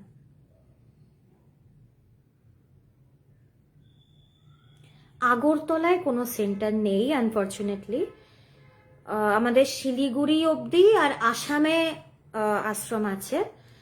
কলকাতা, শিলিগুড়ি, আসাম, পুরী, বেনারস, ইন্ডিয়াতে এই জায়গাতে আছে। আর বিদেশে আমাদের স্পেনে একটা ইউনিট আছে, নিউ ইয়র্কে একটা ইউনিট আছে, নেদারল্যান্ডসে একটা আশ্রম আছে, এবং আরো বিভিন্ন জায়গায়, বালিতে একটা আশ্রম হয়েছে নতুন, ইন্দোনেশিয়া, বালি, এবং আরো বিভিন্ন জায়গায়, ব্রাজিল, পর্তুগাল, আরো অনেক জায়গায় এই বেদান্ত নিয়ে, কারণ ওখান বাইরে বিদেশি প্রচুর মানুষ ভগবানের কাছে আসে, তো তারাও সেখানে গিয়ে এই বেদান্ত আলোচনা করছে এবং আরো মানুষকে বলছে। আচ্ছা, অনেক ভগবানের সাথে যোগাযোগ করা অবশ্যই সম্ভব, কিন্তু এখন যেহেতু একটু কোভিডের ব্যাপার চলছে এবং ভগবানের অনেক বয়স, ওনার 80 বছর বয়স হয়েছে, তো এখন আশ্রম একটু বন্ধ আছে। বেদান্ত আশ্রম খোলা আছে, আপনি যদি সাউথ কলকাতার আশ্রমটায় আসতে চান আসতে পারেন, কিন্তু ভগবান আপাতত দেখা করছেন না, ওনার অনেক বয়স হয়েছে, তো একটু সেফটির জন্য। হ্যাঁ, ওনার ডায়াবেটিসও রয়েছে, শরীরের একটা ব্যাপার আছে, তো একটু কিছুদিন উনি রেস্ট্রিকশন করছেন এবং ভিড়টাও উনি একটু মানে মানা করেছেন মানুষের এর জন্য। বেশি ভিড় হলে তো মানুষেরও ক্ষতি। যদি মায়ের বাড়ি, ভগবান এখন বিরাটিতে যে সেন্টার মায়ের বাড়ি, আমাদের বাগবাজার মায়ের বাড়ি নয়, বিরাটিতে আলাদা মায়ের বাড়ি আছে, সেখানে উনি আছেন। মায়ের বাড়ি যখন খুলবে আমি নিশ্চয়ই জানিয়ে দেবো, নিশ্চয়ই আমি সবাইকে আমি ইনফর্ম করব। বা উনি যদি আমাদের সাউথ কলকাতার আশ্রমে আসেন, যদি নিয়ার ফিউচার আসেন, উনি আসেন 2 মাসে আসেন, উনি 1 সপ্তাহ মতন এখানে এই সাউথ কলকাতার আশ্রমে উনি থাকেন, তো আমি তখনও আপনাদের জানিয়ে দেবো। ফোন নাম্বারটা আমি লাইভটা শেষ করার পরেই আমি কমেন্টে লিখে দেবো, বা একটা আলাদা পোস্ট আমরা করে দেওয়ার চেষ্টা করব, কারণ অনেকজনই চেয়েছে, তো এখন সবার কমেন্টে খুঁজে খুঁজে গিয়ে নাম্বার দেওয়াটা একটু কঠিন। তো একটা পোস্ট আমরা যদি মানে সবার সাথে আলোচনা করে যদি এটা ভালো হয়, তাহলে একটা পোস্ট আমরা করে দেবো with Google map directions and phone number and address. তাহলে আশা করি কারোর কোনো অসুবিধা হবে না। আমি একটু আলোচনাটা এগিয়ে নিয়ে যাচ্ছি, কারণ একেই আজকে দেরি করে শুরু করেছি এবং আর একটু বাকি। এটা শেষ হলে এই চ্যাপ্টারটা শেষ হবে, তারপর আমি লাইভের পরে আমি সব প্রশ্নের আমি দেখে, আমি প্রশ্নের কি আমি উত্তর দেওয়ার কেউ নই, এটা একটা আলোচনারই ব্যাপার। আমিও অনেক কিছু বলতে বলতে আমিও অনেক কিছুই শিখে যাই। আগের লাইভগুলো আপনি ইন্ডিয়ান মংসের পেজেই পাবেন, দেখবেন ইন্ডিয়ান মংসের পেজে অনেক কটা ট্যাব আছে, ভিডিওজের একটা ট্যাব আছে, সেখানে গিয়ে সবার লাইভ পাবে, শুধু আমার কেন, ত্রিশিতার লাইভ আছে, আরো যারা যারা এখানে লাইভ করেন সবার লাইভ আপনি ওখানে পেয়ে যাবেন। তো ভগবানের একটা অসম সাহসী পদক্ষেপ ফেলেন, সেটা কি, খুব সুন্দর পদক্ষেপ ফেলেছেন। বহুদিন ধরেই তার গুরু মহারাজজি তাকে যে চিঠিগুলি লিখে আসছিলেন তার সমাপ্তি করতেন ইতি বাবা কথাটি দিয়ে। ইতি বাবা, পবিত্রানন্দজি যেই বেদান্তের চিঠিগুলো ভগবানকে লিখতেন, সেই বইটাও মানে সেই চিঠি সংকলনও আমাদের আছে, সেটা কম্পাইল করে সংকলন করে ভগবান ছাপিয়েছিল বইটা, বেদান্ত সাধনা নাম, অবশ্যই আমাদের আইভিএসেরই পাবলিকেশন। 53খানা চিঠি, মারাত্মক চিঠি, মানে যখন শুরুতে আমি ভগবানের কাছে এসছিলাম খুব ছোটবেলায়, তখন আমার 12-13 বছর বয়স, এখন বড় হয়ে গেছি, আশ্রমেই বড় হয়েছি, ভগবানের কাছেই বড় হয়েছি, তো এই সঙ্গর মধ্যেই বড় হয়েছি আর কি, এটা আমার একটা সৌভাগ্য। তখন বেদান্ত সাধনা বইটা খুলতে ভয় পেতাম, মানে এতই মারাত্মক, মানে বেদান্তের আলোচনা এবং বেদান্তের চিঠি, মানে বইটা খুলতেই ভয় লাগতো। তো প্রত্যেকটা মানে প্রথমেই না, মাঝখানের থেকে পবিত্রানন্দজি প্রত্যেকটা চিঠি শেষ করছিল এইটা লিখে ইতি বাবা। ভগবানের প্রথমে একটু খটকা লাগতো যে উনি নিজেকে বাবা বলে লিখছেন কেন, আমার তো অলরেডি বাবা আছে, উনি তো জীবিত আছেন, তো থাকে না অলরেডি বাবা মা আছে, আর একজনকে বাবা বলে ভাবা, চট করে ভাবনাটা আসে না, একটু সময় লাগে। কিন্তু পরে যখন ভগবান বুঝলো যে কেন গুরুই হচ্ছেন মা বাবা সবকিছু, ত্বমেব মাতা চ পিতা ত্বমেব, এই কথাটা তো আমরা সবাই জানি। গুরু, মা, বাবা, বন্ধু, সখা, যা আত্মীয়ের ব্যাপার রয়েছে সবকিছুই গুরু, সব সম্পর্ক গুরুর সাথেই করতে হয়। তিনি বন্ধু ও তিনি মা ও তিনি বাবা ও তিনি সবকিছু।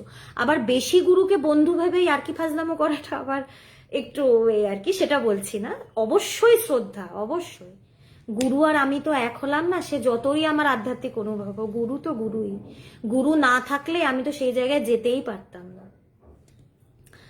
তো ভগবান এই ইতি বাবার সাথে জড়িত একটা কিছু কাজ করলেন, সেটা কি করলেন, ভগবানের নিজের জন্মদাতা পিতা কানাইলাল চক্রবর্তী তখনও বহাল তবিয়তে বেঁচে আছেন, তিনি ভগবানের যথেষ্ট শ্রদ্ধা ভাজন বলে প্রথম দিকে ভগবানের বাবা কথাটিতে একটু অসুবিধে হতো, যেটা বললাম যে গুরু যখন নিজেকে বাবা বলে নিচে লিখতে, নীতি তোমার বাবা, গুরু তো বুঝতে পারছেন যে তিনিই প্রকৃত বাবা, কিন্তু ভগবানের বুঝতে একটু সময় লেগেছে। পরে অবশ্য সেটা কেটে যায়, পরে ভগবান বুঝেছিলেন যে তিনিই আমার প্রকৃত বাবা। আধ্যাত্মিক পথে বেশ কিছুটা পথ হাঁটার পর গুরুই যে যথার্থ বাবা সেটা পরিষ্কার হয়ে উঠেছিল ভগবানের। ভগবান জানতেন যে তার এই বাবা একজন শ্রেষ্ঠ বৈদান্তিক পুরুষ, আধ্যাত্ম বিদ্যার সবকিছু তার নখদর্পণে। এই চিঠিগুলো দেখে তো বোঝাই যাচ্ছে যে যার হাত দিয়ে এরম চিঠি বেরোতে পারে সে কিরকম মানুষ, মানে সে বেদান্তের কোন শিখরে, তিনি কোথায় যে প্রতিষ্ঠিত, স্থিতপ্রজ্ঞ, এটা একটা টার্ম আছে শাস্ত্রে, মানে সে আধ্যাত্মিক কোন শিখরে, মানে তুঙ্গে তিনি বিরাজমান, সব তুঙ্গে, মানে পুরো সেই জায়গায় তিনি বিরাজমান। তো এই চিঠিগুলো যারা এই লাইফটাকে নিয়মিত ফলো করছে না, অবশ্য সবার তো সব দিন লাইভ মানে দেখা হয়ে ওঠে না, কাজ থাকে এ থাকে, যারা নিয়মিত ফলো করছেন তারা নিশ্চয়ই টের পাচ্ছেন যে পবিত্রানন্দজি কি জিনিস ছিলেন। হয়তো একটা ছোট্ট আশ্রমে একটা কোনায় তিনি একটা গেরুয়া একটা ফাটা কাপড় পরে থাকতেন, কিন্তু তিনি যে কি দামি লোক ছিলেন এটা আমরা আন্দাজ করতে পারি, ভগবান তো বোধ করেছেন। তো মানে ভগবান বুঝেছিল যে তার এই গুরুর মানে বেদা ব্রহ্মজ্ঞান হাতের মুঠোয়, মানে কোনো ব্যাপার না। ভগবানেরও সত্য লাভের আকাঙ্ক্ষা বেড়ে চলছিল, যতদিন অতিবাহিত হচ্ছিল তার আকুলতা বেড়ে উঠছিল। এই যে প্রশ্ন আধ্যাত্মিক পথে কিভাবে এগোবো, এই আর একটা পয়েন্ট পেলাম, ব্যাকুলতা, আকুলতা। যে ব্যাকুল, যে আকুল, সে না চাইলেও আধ্যাত্মিক পথে সে এগোবেই, এবং কি একদম রাজধানীর এক্সপ্রেসের মতন সে এগোবে, ঘোড়ার গাড়ির মতন নয়, ঘোড়ার গাড়ির মতন নয়। উপলব্ধি তো আলাদা বটেই, আমি হাজার কথা বলি, কথাগুলো শুনে যদি উপলব্ধি না হয় এটা থেকে না শোনাই ভালো। অবশ্যই উপলব্ধিটাই উদ্দেশ্য, আমি আমার এখানে মানে উপদেশ দিতে বা বক্তব্য রাখতে এখানে বসিনি। আমি যদি দেখি আমার কথা শুনে কারোর কোনো কাজ হচ্ছে না, আমি বলবো আমি কথা বলবো না, আমার কোনো দরকার নেই লাইভে আসার। যদি দেখি কথাগুলো কাজে লাগছে তাহলে বুঝবো আলোচনা সার্থক, অনুভব না হলে কোনোটাই কিছু নয়। এই আবাং মানসা গোচরম, বাক্যমনের পারে মানে যাওয়ার জন্যই তো এত এত আলোচনা, নালে কি দরকার ছিল এত কথা। এই কথাটা বলতে হচ্ছে, তিনি যে কথার পারে এটা বলার জন্য তো কথার প্রয়োগ করতে হবে, এখন কি করা যাবে, তিনি কথার পারে, কিছু তো করার নেই। এটা একটা খুব মানে কষ্টের জায়গা, তাকে কিছু হলেও তাকে উচ্ছিষ্ট করা যাচ্ছে না, মুখে বলতেই পারছি না, জোড়া তাপ্পি দিতে হচ্ছে শব্দ দিয়ে, শব্দের খেলা সবকিছুই, তাই আধ্যাত্মিকতাও কি শব্দের খেলা। শব্দ দিয়ে যে শব্দের পারে যাচ্ছে সে তার কেল্লা ফতে।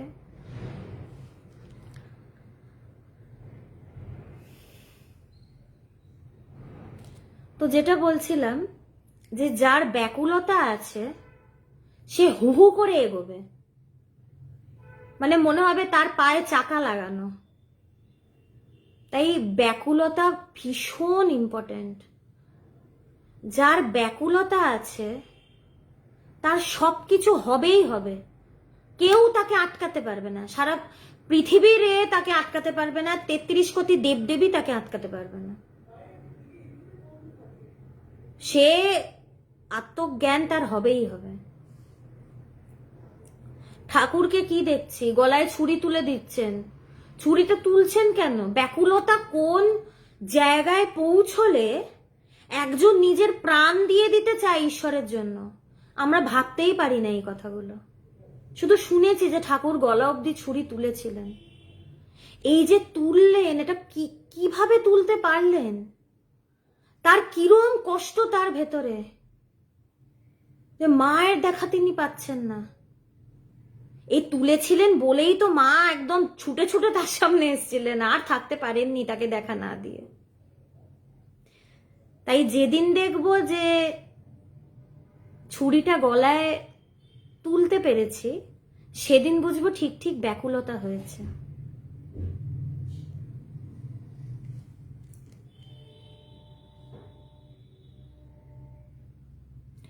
সর্বপ্রিয়ানন্দজি is not associated with our organization. উনি যেই বেদান্ত সোসাইটিতে আছেন সেটা অন্য, আমাদের একটা international Vedanta society IVS। Sarvapriyanandaji আমাদের এটার সাথে যুক্ত না। আমাদের যেটা অর্গানাইজেশন সেটা রামকৃষ্ণ মিশন বা রামকৃষ্ণ মঠ কোনোটার সাথেই যুক্ত না। আমাদের এটা সম্পূর্ণ একটা মানে আলাদা অর্গানাইজেশন, একদম ইন্ডিপেন্ডেন্ট।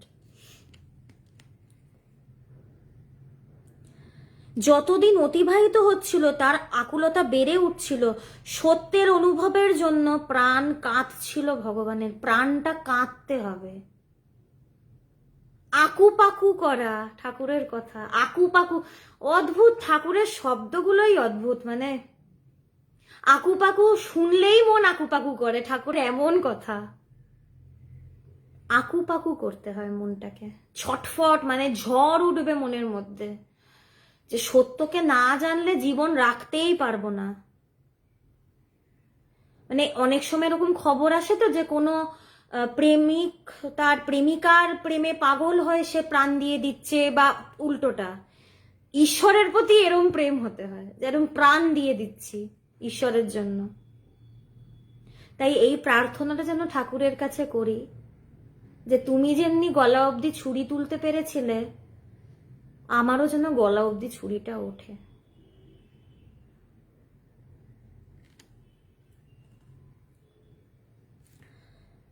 তারই বাবা অধ্যাত্ম জগতে চরম সম্পদের অধিকারী, কিন্তু তার ছেলে হয়েও সেই সম্পদ এখনো তার হস্তগত হয়নি। এটা ভগবানকে দংশন করতে শুরু করলো। ভগবান কি দেখলো, যে তার গুরুদেব বলছেন যে তিনি ভগবানের বাবা, তার মানে ভগবান তার ছেলে। তো ভগবানের মনে হলো আমি তো তার ছেলে, আমার গুরুদেবের ছেলে। আমার গুরুদেব তিনি এত বড় মানে ব্রহ্মজ্ঞানী তো বড় ছোট হয় না, মানে আমি কথার কথা বলতে হচ্ছে বলে বলছি। তিনি কোন তুঙ্গে প্রতিষ্ঠিত, কিন্তু আমার তো এখনো ব্রহ্মজ্ঞান হলো না। আমি তো ছেলে হয়ে আমার বাবার কাছে যে সম্পদটা আছে, আমি তো সেই সম্পদটা ছেলে হয়ে এখনো পেলাম না। কি সুন্দর ভগবানের চিন্তা। আমাদের কাছে গুরু শুধু মন্ত্রদেব অব্দি থাকে, এর বেশি গুরুকে, এর থেকে গভীর আমরা গুরুর সাথে সম্পর্ক করতে পারি না। অদ্ভুত চিন্তা, মানে তিনিও কি সুন্দর করে ভগবান ভাবছেন যে গুরু আমার বাবা তো অবশ্যই, আমিও তার ছেলে। আমার গুরু কিরম জ্ঞান, মানে সেটা মুখে বলা বোঝানো যাবে না। যে গভীরতা, জ্ঞানের কোনো গভীরতা হয় না, জ্ঞান জ্ঞানই। গভীরতা এগুলো বলতে হয়, মানুষকে বোঝানোর জন্য কত কথাই বলতে হয়। তো তিনি ভাবলেন যে আমার গুরুর যেই সম্পদ পেয়েছেন, তলাতল পাতাল খুঁজে যেই ধনরত্ন আমার গুরু পেয়েছেন, সেটা তো আমি এখনো পাইনি। এটা ভেতরে লাগছিল খুব, ভগবানের খুব লাগছিল যে আমি তো এখনো ব্রহ্মজ্ঞান লাভ করতে পারলাম না। এই যে ভেতরে দংশন হচ্ছিল, এই দংশনটাই ব্যাকুলতা, এবং এই দংশনটাই আমাকে আমার মুক্তির দিকে ঠেলে দেবে।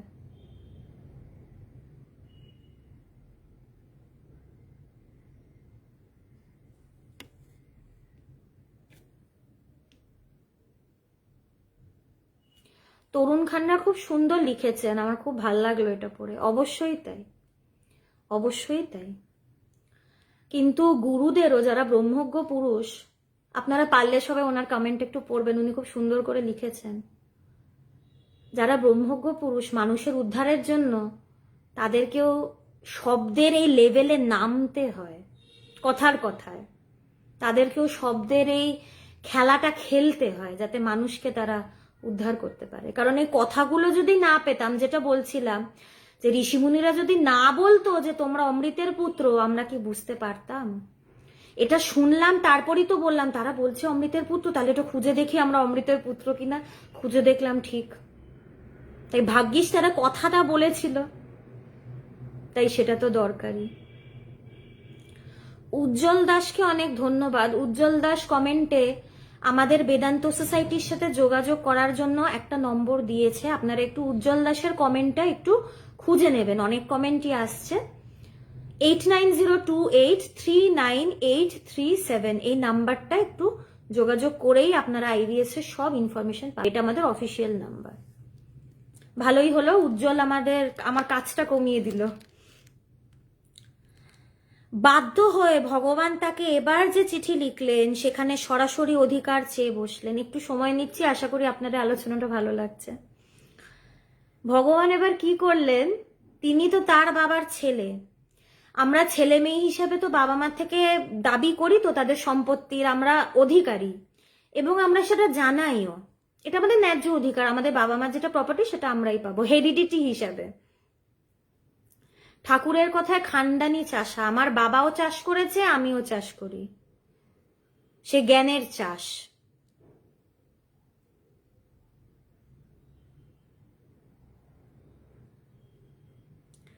তো তিনি কি করলেন, তিনি চিঠিতে এই অধিকারটা চেয়ে বসলেন। কি অধিকার চাইলেন? ভগবান তার গুরু মহারাজজিকে বললেন যে তার সন্তান হওয়ার জন্য তার আধ্যাত্মিক সম্পত্তির অধিকার চাই ভগবানের, এটা তার ছেলে হিসেবে ন্যায্য দাবি। কি সুন্দর! আমরা কজন আর গুরুকে বলি যে আপনি যে সম্পদ পেয়েছেন, আপনি তো আমার বাবা, আমি আপনার ছেলে বা মেয়ে, আপনি আমাকে সেই অধিকারটা দিন, সেই সম্পদটা আমাকে দিন, এটাতে তো আমার ন্যায্য অধিকার। কজন বলতে পারি এই কথাটা? ভগবান কিন্তু অধিকার চাইলেন যে আপনার ছেলে হিসাবে আমার তো অধিকার সেই সম্পদটা লাভ করার, সেই তিনি কিন্তু সম্পদ বলতে জাগতিক সম্পদ বললেন না। আমরা গুরুর কাছে গিয়ে অনেক কিছু চেয়ে বসি, আমার ছেলেটার যেন চাকরি হয়, আমার বাড়ির ঝামেলাটা যেন মিটে যায়, আমার মেয়ের যেন ভালো বিয়ে হয়, এইগুলো চাই, জগতের সম্পদ চাই। ভগবান কিন্তু জগতের সম্পদ চাইছেন না, তিনি কি বলছেন, আমি যেন সেই পারমার্থিক সম্পদ পাই, যেই সম্পদটা তোমার কাছে আছে সেটা আমাকে দাও, তোমার ছেলে হিসাবে আমার এটা ন্যায্য অধিকার সেটা পাওয়ার। কি সুন্দর দাবি! এই দাবি যেন আমরা সবসময় রাখি, এই দাবি যেন আমরা সবসময় গুরুর থেকে করতে পারি, এবং দাবিতে যদি কাজ না হয় ভুখ হরতালেও যেন আমরা নামি। পবিত্রানন্দজি এতে ভীষণ খুশি হয়েছিলেন, এই চিঠিটা পেয়ে উনি প্রচন্ড খুশি হয়েছিলেন। এটাই তো গুরুকে প্রীত করা। গুরু যদি প্রীত হয় তাহলে সেই শিষ্যের, মানে আমরা বলি না লাইফ বন গয়া, একদম সেরকম। গুরু প্রীত হলে সেটা বিরাট ব্যাপার। সেটাই 33 কোটি দেবদেবীর আশীর্বাদের তুলনা করা যায় গুরুর প্রীত হওয়ার সাথে। তখন কৃপা বাতাস বয় না। গুরু যখন প্রীত হন কৃপা বাতাস বয় না, ঠাকুর বলেছিলেন কৃপার ঝড় ওঠে, ঝড়, তখন বাতাস বয় না, তখন আর পাল তুলতে হয় না, তখন নৌকো উড়িয়ে নিয়ে চলে যায়, সেই ঝড় নৌকো উড়িয়ে দেয়। তখন আর গুরু বলেন বাবা আর কষ্ট করতে হবে না রে, আমি ঝড় এনে দিয়েছি, তুই এমনি উড়ে যাবি, তোকে আর পাল তুলতে হবে না। ঠাকুর তো কৃপার ঝড় পাঠিয়েছিলেন, স্বামীজি সেটাতে উড়ে গেছিলেন। আমরা শিষ্যরা কনসা কষ্ট করে পাল তুলি, লাস্টে দেখি গুরুই তুলছেন, গুরুই তারপরে কৃপা বাতাসও দিচ্ছেন, আবার গুরুই আবার নৌকোটাও চালাচ্ছেন। আমরা তো শুধু নৌকায় বসে একটু হাওয়া খাই, আমাদের গুরুই তো কাঁধে করে এই ভবসাগর পার করা। এটাই তো গুরুর মহিমা, এই তো গুরু। কিন্তু গুরু যদি স্বয়ং অবতার হন, ঠাকুর আমার গুরু ভগবান, তখন পালটা তুলতে হয় না, খালি নৌকায় বসলেই হবে, খালি নৌকোতে একটু উঠে বসতে হবে, আবার সেটাও গুরু কোলে কোলে তুলেই বসান। অদ্ভুত ব্যাপার। আমরা ভাবছি সাধনা করছি, সব করছি, কিছুই করছি না।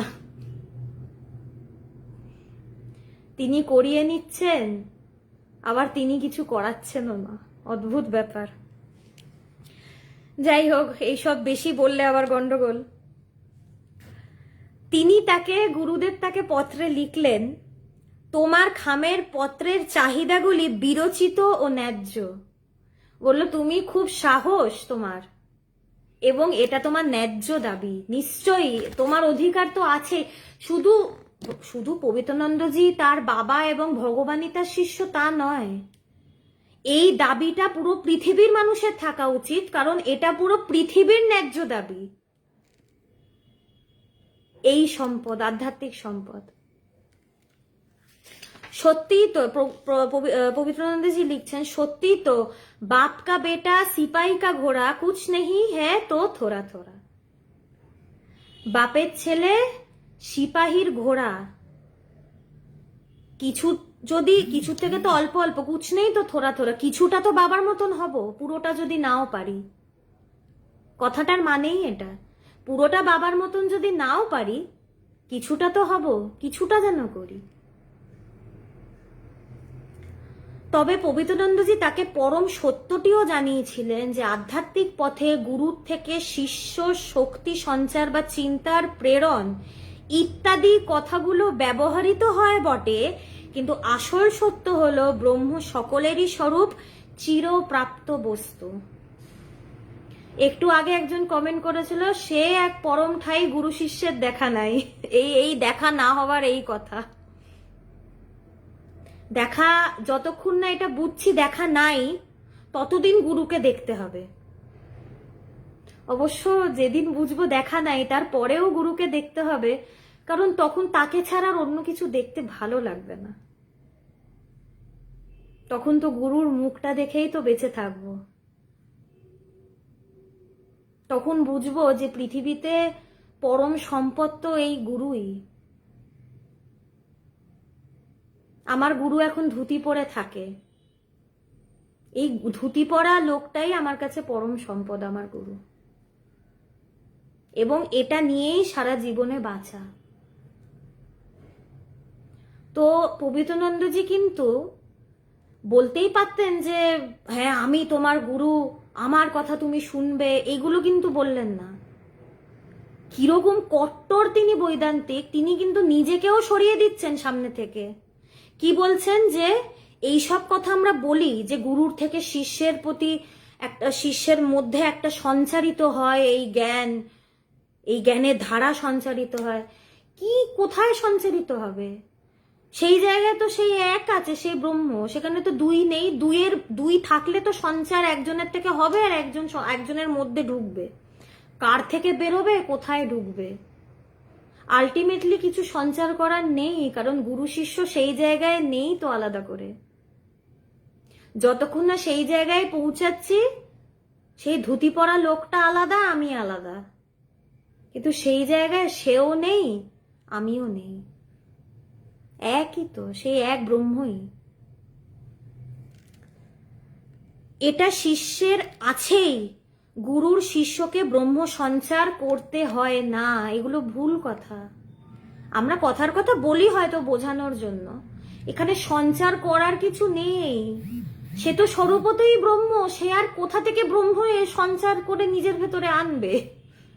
সে তো হয়ে আছে, আনা আনি, যাওয়া যাবি, বলা বলি, শোনা শুনি, দেখা দেখি, এগুলো কিচ্ছু নেই, কিচ্ছু নেই। করিমোল্লা, সোনাউল্লা, বকাউল্লা কিচ্ছু নেই।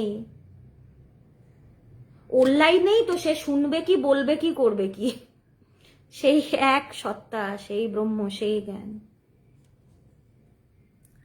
জ্ঞান যদি গুরু শিষ্যকে দিতে পারতেন, তাহলে এটা স্বরূপ হতো না, আরোপিত বস্তু হতো। এবং গুরুর থেকে যদি জ্ঞান শিষ্যে গিয়ে শিষ্যকে পূর্ণ করে, তাহলে ধরতে হবে যে সেই জ্ঞান গুরু থেকে চলে গিয়ে গুরুকে অপূর্ণ করে দেবে, যা সম্ভব নয়।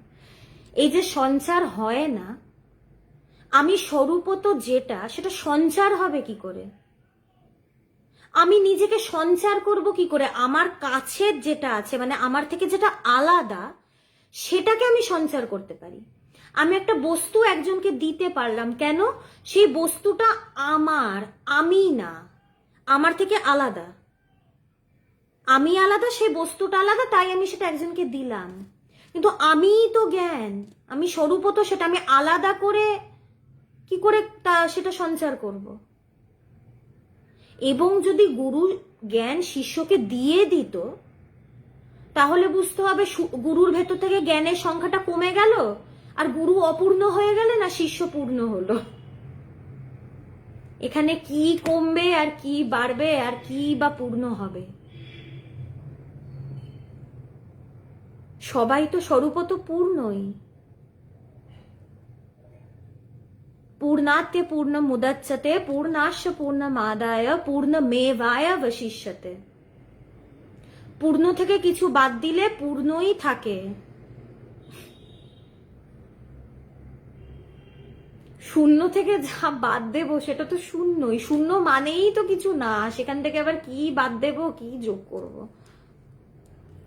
তাই কথার কথা আমাদেরকে এগুলো অনেক কিছু বলতে হয় মানুষের জন্য, কিন্তু এখানে ধারণাটা পরিষ্কার করছেন মহারাজ পবিত্রানন্দজি, আমাদের গুরু মহারাজ কনসেপ্টটা ক্লিয়ার করছেন, তত্ত্বটা পরিষ্কার করে পরিবেশন করছেন।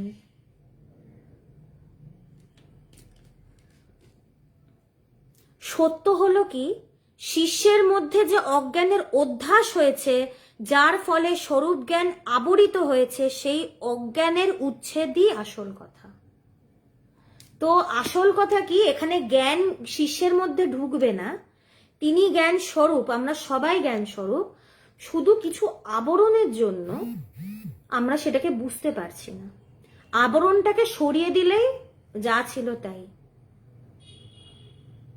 ব্রহ্মজ্ঞান হওয়ার পরে বুঝবো যে সে আবরণটাও কোনোদিন ছিল না, কিন্তু এখন যেহেতু বুঝছি না, তাই বলতে হচ্ছে যে আবরণ আছে, তাই বুঝছি না।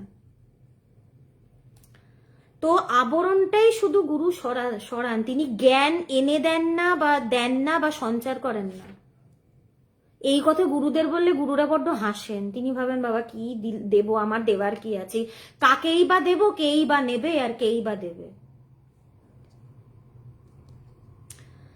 অজ্ঞানের অপসারণ হলে দেখা যাবে যে স্বর্গরাজ্য গুরুরূপী বাবাতে আছে, সেই একই স্বর্গরাজ্য শিষ্যরূপী সন্তানেও চির বর্তমান। যে গুরুর কাছে যা আছে শিষ্যর কাছেও তাই আছে, কোনো ভেদ নেই। যেই নিকেতনে মনটাকে যেতে বলছে, সেই নিকেতন একইভাবে, সেই একটাই নিকেতন সবার মধ্যে রয়েছে, একইভাবে রয়েছে, কম বেশি বড় ছোট এগুলোর কোনো ব্যাপার না। এখন প্রশ্ন, সেই স্বর্গরাজ্যে কি আমি যেতে চাই? যদি যেতে চাই, ঠিক যদি যেতে চাই, তাহলেই আজকের যে প্রশ্ন, আধ্যাত্মিক পথে এগোবো কি করে, এটার উত্তর হলো, আমি যদি সেই স্বর্গরাজ্যে যেতে চাই, আমি গিয়েই ছাড়বো।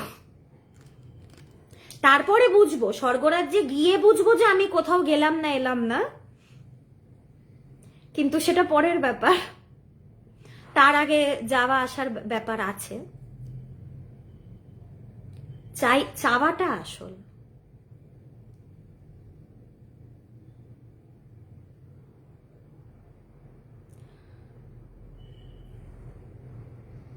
এখানে প্রলাপ, আধ্যাত্মিক চর্চা, প্রলাপ বন্ধ করার জন্য, আধ্যাত্মিক চর্চা বা আধ্যাত্মিক কথাটা প্রলাপ নয়।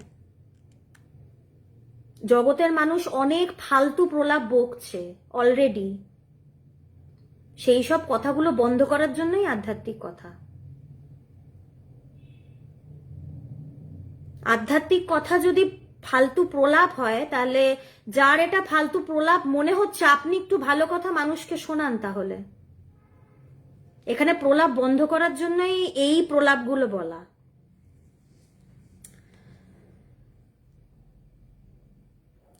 অজ্ঞানের অপসারণ হলে দেখা যাবে যে সেই স্বর্গরাজ্য একইভাবে দুজনেরই মধ্যে অলরেডি আছে। ভগবান কি এটা দাবি করছিলেন, মানে চাইছিলেন, গুরুর থেকে চাইছিলেন।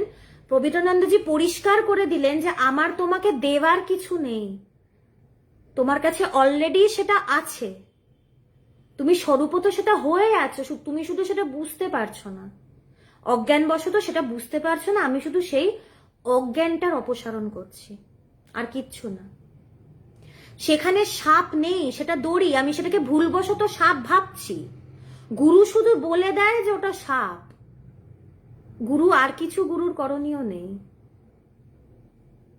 গুরু বলে দেয় ভয় পেও না, ওটা সাপ নয়, ওটা দড়ি পড়ে আছে, ওখানে দড়ি অলরেডি আছে, দড়ি আলাদা করে গুরু নিয়ে আসেন না। তাই ক্রিয়া দ্বারা নয়, জ্ঞানের দ্বারা চিরপ্রাপ্ত স্বরাট সিদ্ধি হয়। খুব ইম্পর্টেন্ট, এটা ভীষণ ইম্পর্টেন্ট লাইন, এটা মানে পয়েন্ট টু বি নোটেড।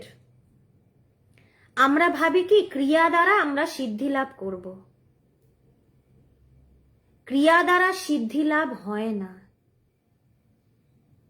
এটা কর্ম দ্বারা প্রাপ্ত হওয়া সম্ভব নয়।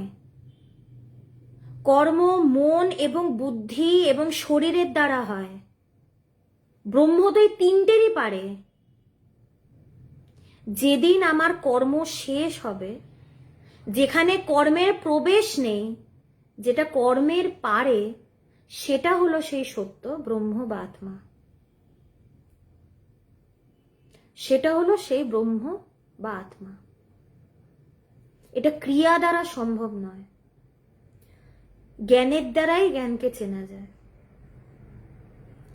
কট্টর বৈদান্তিক প্রেমীর গুরুর চিঠিতে ভগবানের বুদ্ধিতে ভাবাবেগ শূন্য সত্য প্রতিষ্ঠিত হলো। ভগবানের ভেতরে একটা ইমোশন কাজ করছিল, কিন্তু গুরুদেবের এই পত্রটা তার ভেতরে যা ঝড় উঠেছিল সেটাকে একদম শান্ত করে দিল। তাই এই যে প্রশ্ন আধ্যাত্মিকভাবে কিভাবে এগোবো, এটার উত্তর আশা করি এই আলোচনাতে পাওয়া গেছে। এখন উত্তর শুনে স্যাটিসফাই থাকাটা তো আমাদের উদ্দেশ্য নয়, আমাদের উদ্দেশ্য হচ্ছে উত্তর থেকে যেটা পেলাম সেটা যেন আমি প্র্যাকটিস করতে পারি, আমি যেন ডেইলি চর্চা করতে পারি। যখন প্র্যাকটিস করব, ইমপ্লিমেন্ট করব, তখনই দেখবো যে না এগোচ্ছি, তখনই দেখবো যে এগোচ্ছি। আচ্ছা শুভদীপ ঠাকুর, আমি আপনার প্রশ্নটা দেখেছি, আপনি বারবার করে লিখবেন না, আমি দেখেছি। আমি একটু কথাটা শেষ করেই আপনার প্রশ্নে আমি আসছিলাম। সগুণ ব্রহ্মের ব্যাপারে ভগবানজি কিছু বলেছেন? সগুণ ব্রহ্ম, নির্গুণ ব্রহ্ম, ঠাকুরেরই একটা খুব সুন্দর কথা আছে, বরফ এবং জল। বরফের একটা আকার আছে, ওটা শক্ত, জল কিন্তু তরল, জলের কোনো আকার নেই, কিন্তু দুটোই H2O, দুটোই কিন্তু জল। সগুণ মানে কি? যে গুণান্বিত, যার গুণ আছে, সত্য রজতম, তার মানে তার একটা আকারও থাকবে, সেখানে ম্যানিফেস্টেশন তো কোথাও একটা হবে। নির্গুণ মানে যেটা গুণের পারে, নিরাকার নির্গুণ ব্রহ্ম বলি। সগুণ ব্রহ্ম বলতে আমরা এই যে গুরু, তাদেরকেই সগুণ ব্রহ্ম বলেই বলা যায়। তারাও তো ব্রহ্মস্বরূপই, যে ব্রহ্মকে জানে সে ব্রহ্মই হয়ে যায়। এখন নির্গুণ ব্রহ্ম, এটা যখন আমরা বলি, এটা খুব অ্যাবস্ট্রাক্ট লাগে, যে নির্গুণ ব্রহ্ম চোখে দেখি না, কি ব্যাপারটা কি বোঝা যায় না। তাই সগুণের কথা বললে কি মানুষ একটু ধরতে পারে। দুটো আলাদা নামে বলা হয় ঠিকই, কিন্তু দুটো একই। আকার আছে বা নেই, যাই হোক, স্বরূপত তো সব একই, ব্রহ্মই তো। শুধু আগে একটার আগে নির্গুণ বিশেষণ যুক্ত করেছে, একটার আগে সগুণ বিশেষণ যুক্ত করেছে, আর কিছু তফাৎ নেই, দুটো একই। বোঝানোর জন্য এই কথাগুলো বলা হয়, যাতে মানুষের বুঝতে বা ধারণা করতে সুবিধে হয়। আচ্ছা এইটা আমি একটু বলে দিতে চাই, এই লাইভটা যারা দেখবেন তারা আধ্যাত্মিক প্রসঙ্গ শোনার জন্যই দেখবেন। এর বাইরে যার যেটা উদ্দেশ্য সেটা বাইরে খোঁজার চেষ্টা করবেন, এই লাইভে এইগুলো পাবেন না। এটা আধ্যাত্মিক গ্রুপ, হ্যাঁ, এখানে আধ্যাত্মিক প্রসঙ্গ আলোচনা করা হয়। এর বাইরে কাউর কোনো চাহিদার ব্যাপার, কাউর কোনো চাহিদার উত্তর আমি কি এই গ্রুপের কেউই দেবে না। তো তারা এই লাইভটা অ্যাটেন্ড করবেন না। এটা আমার হাম্বল রিকোয়েস্ট।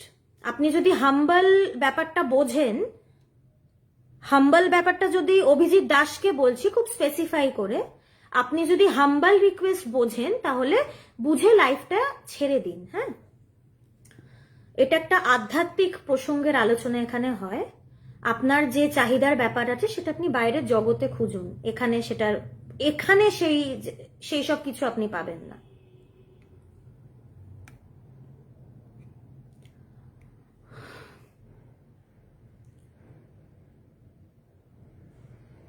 ভগবদ গীতায় ভগবান শ্রীকৃষ্ণ ক্রিয়া অর্থাৎ কর্মযোগকেই ব্রহ্মপ্রাপ্তির উপায় বলছেন? একদমই না।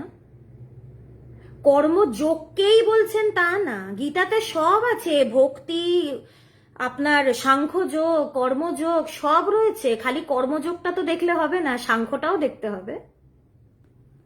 তিনি যে কর্ম, অবশ্যই তিনি বলেছেন, তিনি যে যুদ্ধ করতে বলছেন সেটা কি কর্ম নয়? অবশ্যই আপনি কথাটা মানে খুব ভুল বলেননি, আপনি ঠিকই বলেছেন যে কর্মের কথা তিনি বলেছেন। এই যে যুদ্ধ করতে বলছেন এটাও তো একটা কাজই। তিনি কাজটা কিভাবে করতে বলছেন? তিনি কাজটা করতে বলছেন কাজের পারে যাওয়ার জন্য। আধ্যাত্মিক সাধনা করতে হয় সাধনা শেষ করার জন্য, কর্ম করতে হয় কর্ম ক্ষয় করার জন্য। ভগবান, আমার যিনি গুরু, ভীষণ সুন্দর একটা উদাহরণ দিয়েছিলেন, আশা করি এই উদাহরণটা শুনলেই ক্লিয়ার হয়ে যাবে। তিনি বলেছিলেন যে ভেসে থাকার জন্য হাত পা ছুঁড়তে হয়, ডুবে যাওয়ার জন্য কিন্তু হাত পা ছেড়ে দিতে হয়। এই যে সাধনা মানে কি হাত পা ছোড়া, আমি ভেসে রয়েছি, যেই হাত পা ছেড়ে দেব তখনই কিন্তু সেই ব্রহ্ম সাগরে ডুব। মানে আমি যখনই আমার কর্ম আমি শেষ করব, হাত পা যখনই ছেড়ে দেব তখনই ডুবে যেতে পারবো। কি সুন্দর উদাহরণ ভগবানের। আশা করি এই উদাহরণটা একটু সহজ হবে বুঝতে। নির্বিকল্প সমাধির উপলব্ধির বিষয়ে ভগবান কিছু বলেছেন। নির্বিকল্প সমাধি ভগবানের তো অবশ্যই, তার 1984 সালে 15ই ডিসেম্বর তার নির্বিকল্প সমাধি হয় এবং সেদিন মায়ের মানে জন্মদিনও ছিল, জন্মতিথিও ছিল। নির্বিকল্প সমাধির উপলব্ধি, নির্বিকল্প সমাধিটা একটা অবস্থা, অবস্থাটার মধ্যে উপলব্ধি হয়। অবস্থাটা ধরলে হবে না, উপলব্ধিটা আসল।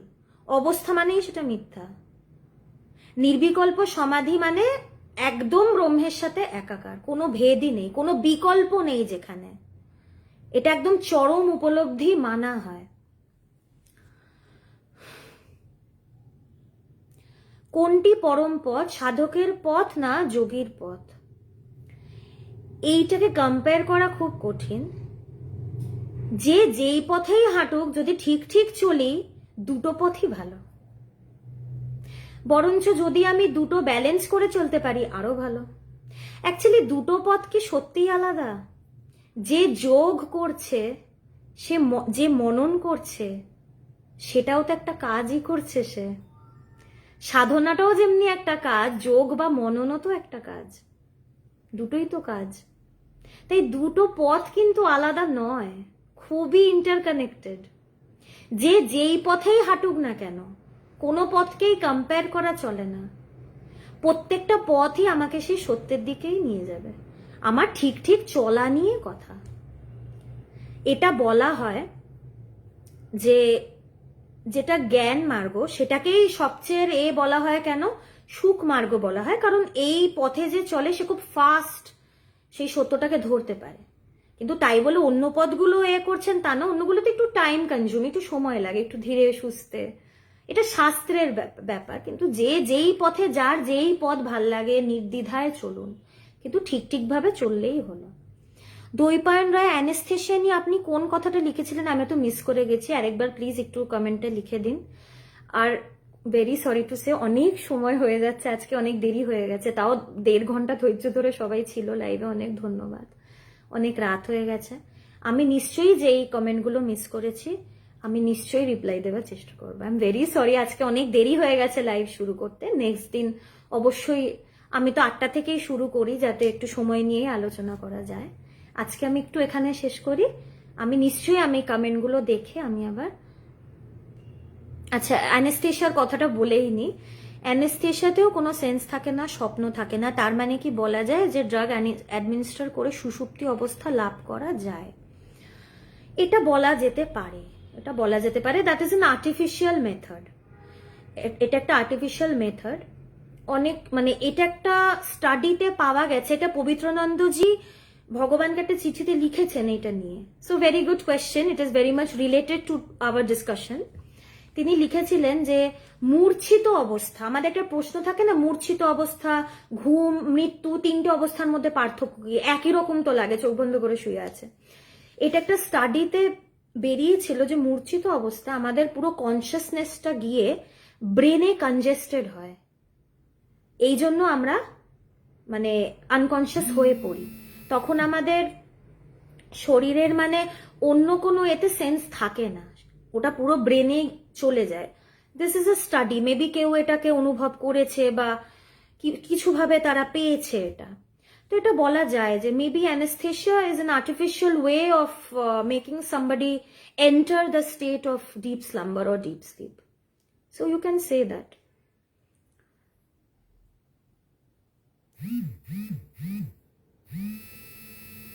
অনেক সময় সূক্ষ্ম জ্ঞান বিচার করে তো নির্বিকল্প সমাধি হয়, যোগ সাধন না করে না। এটা কোনো কথা হলো না। যেই পথেই, যেটা বললাম আরেকবার বলে দিচ্ছি, যদি ঠিক ঠিক আমি দুটো পথে চলি, যে কোনো এতেই হয়। কোনো একটা নির্দিষ্ট পথই আছে তা না। ধ্যানও ইম্পর্টেন্ট, বিচারও ইম্পর্টেন্ট, যোগও ইম্পর্টেন্ট, সব কিচ্ছুকে বাদ দেওয়া যাবে না। কিন্তু ভগবানের একটা কথা আছে, আমি বাদকে বাদ দিয়েছি। এবং ভগবান একটা কথা আমাকে বলেছিল, যদি বড় হতে হয় জ্ঞান, ভক্তি, কর্ম 3টেরই সমন্বয় প্রয়োজন, তাহলে কি কমপ্লিট। তো কোনো কিছুকে দিয়ে হবে না এটা বলাটা ঠিক নয়। যে ঠিক ঠিক করবে সেই তুঙ্গে পৌঁছে যাবে, কোনো অসুবিধা সেটাতে নেই।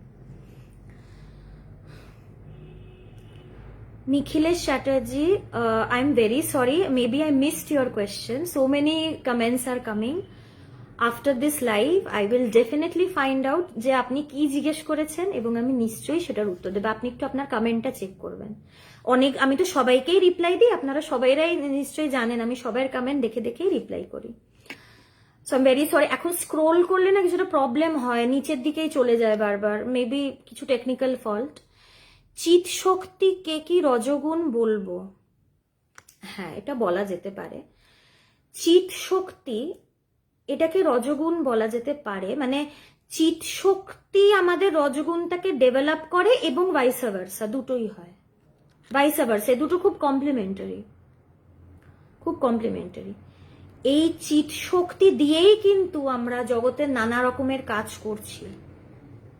এবং যার যত বেশি রজগুণ, সে ভেতরের এই চিৎ শক্তি বা এই শক্তিটাকে তারা বেশি কাজে লাগায় তাদের কাজগুলোকে পুরো করার জন্য।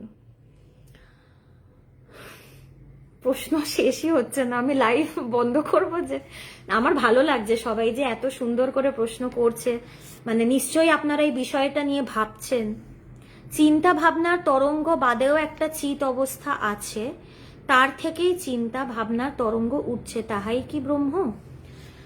আচ্ছা, সেটাকে চৈতন্য বলে আমরা বলি। চৈতন্য, চিৎ যেটা আমরা বলি, চিদানন্দ বলা হয়। চিদানন্দ রূপ শিবহম শিবহম, সেটাকে চিতও বলা হয়। চিৎ মানে সেই চৈতন্যকেই বোঝায়, সেইটাকেই বলা হয় চিন্তার উৎস।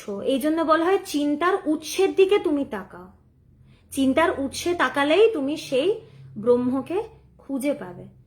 অ্যাকচুয়ালি এটা বলা হয় যে সেখান থেকেই চিন্তা তরঙ্গগুলো উঠছে, কিন্তু একবার যখন ব্রহ্ম জ্ঞান হয় তখন আমি বুঝি যে চিন্তা বলে আদৌ কিছু নেই, সেই এক ব্রহ্মই আছে। কিন্তু তার আগে আমি তো দেখতে পাচ্ছি আমার ভেতরে চিন্তা উঠছে, তো সঙ্গে সঙ্গে তো ওটাকে মিথ্যা বলে বুঝবো না। যখন উপলব্ধি হবে তখন বুঝতে পারবো।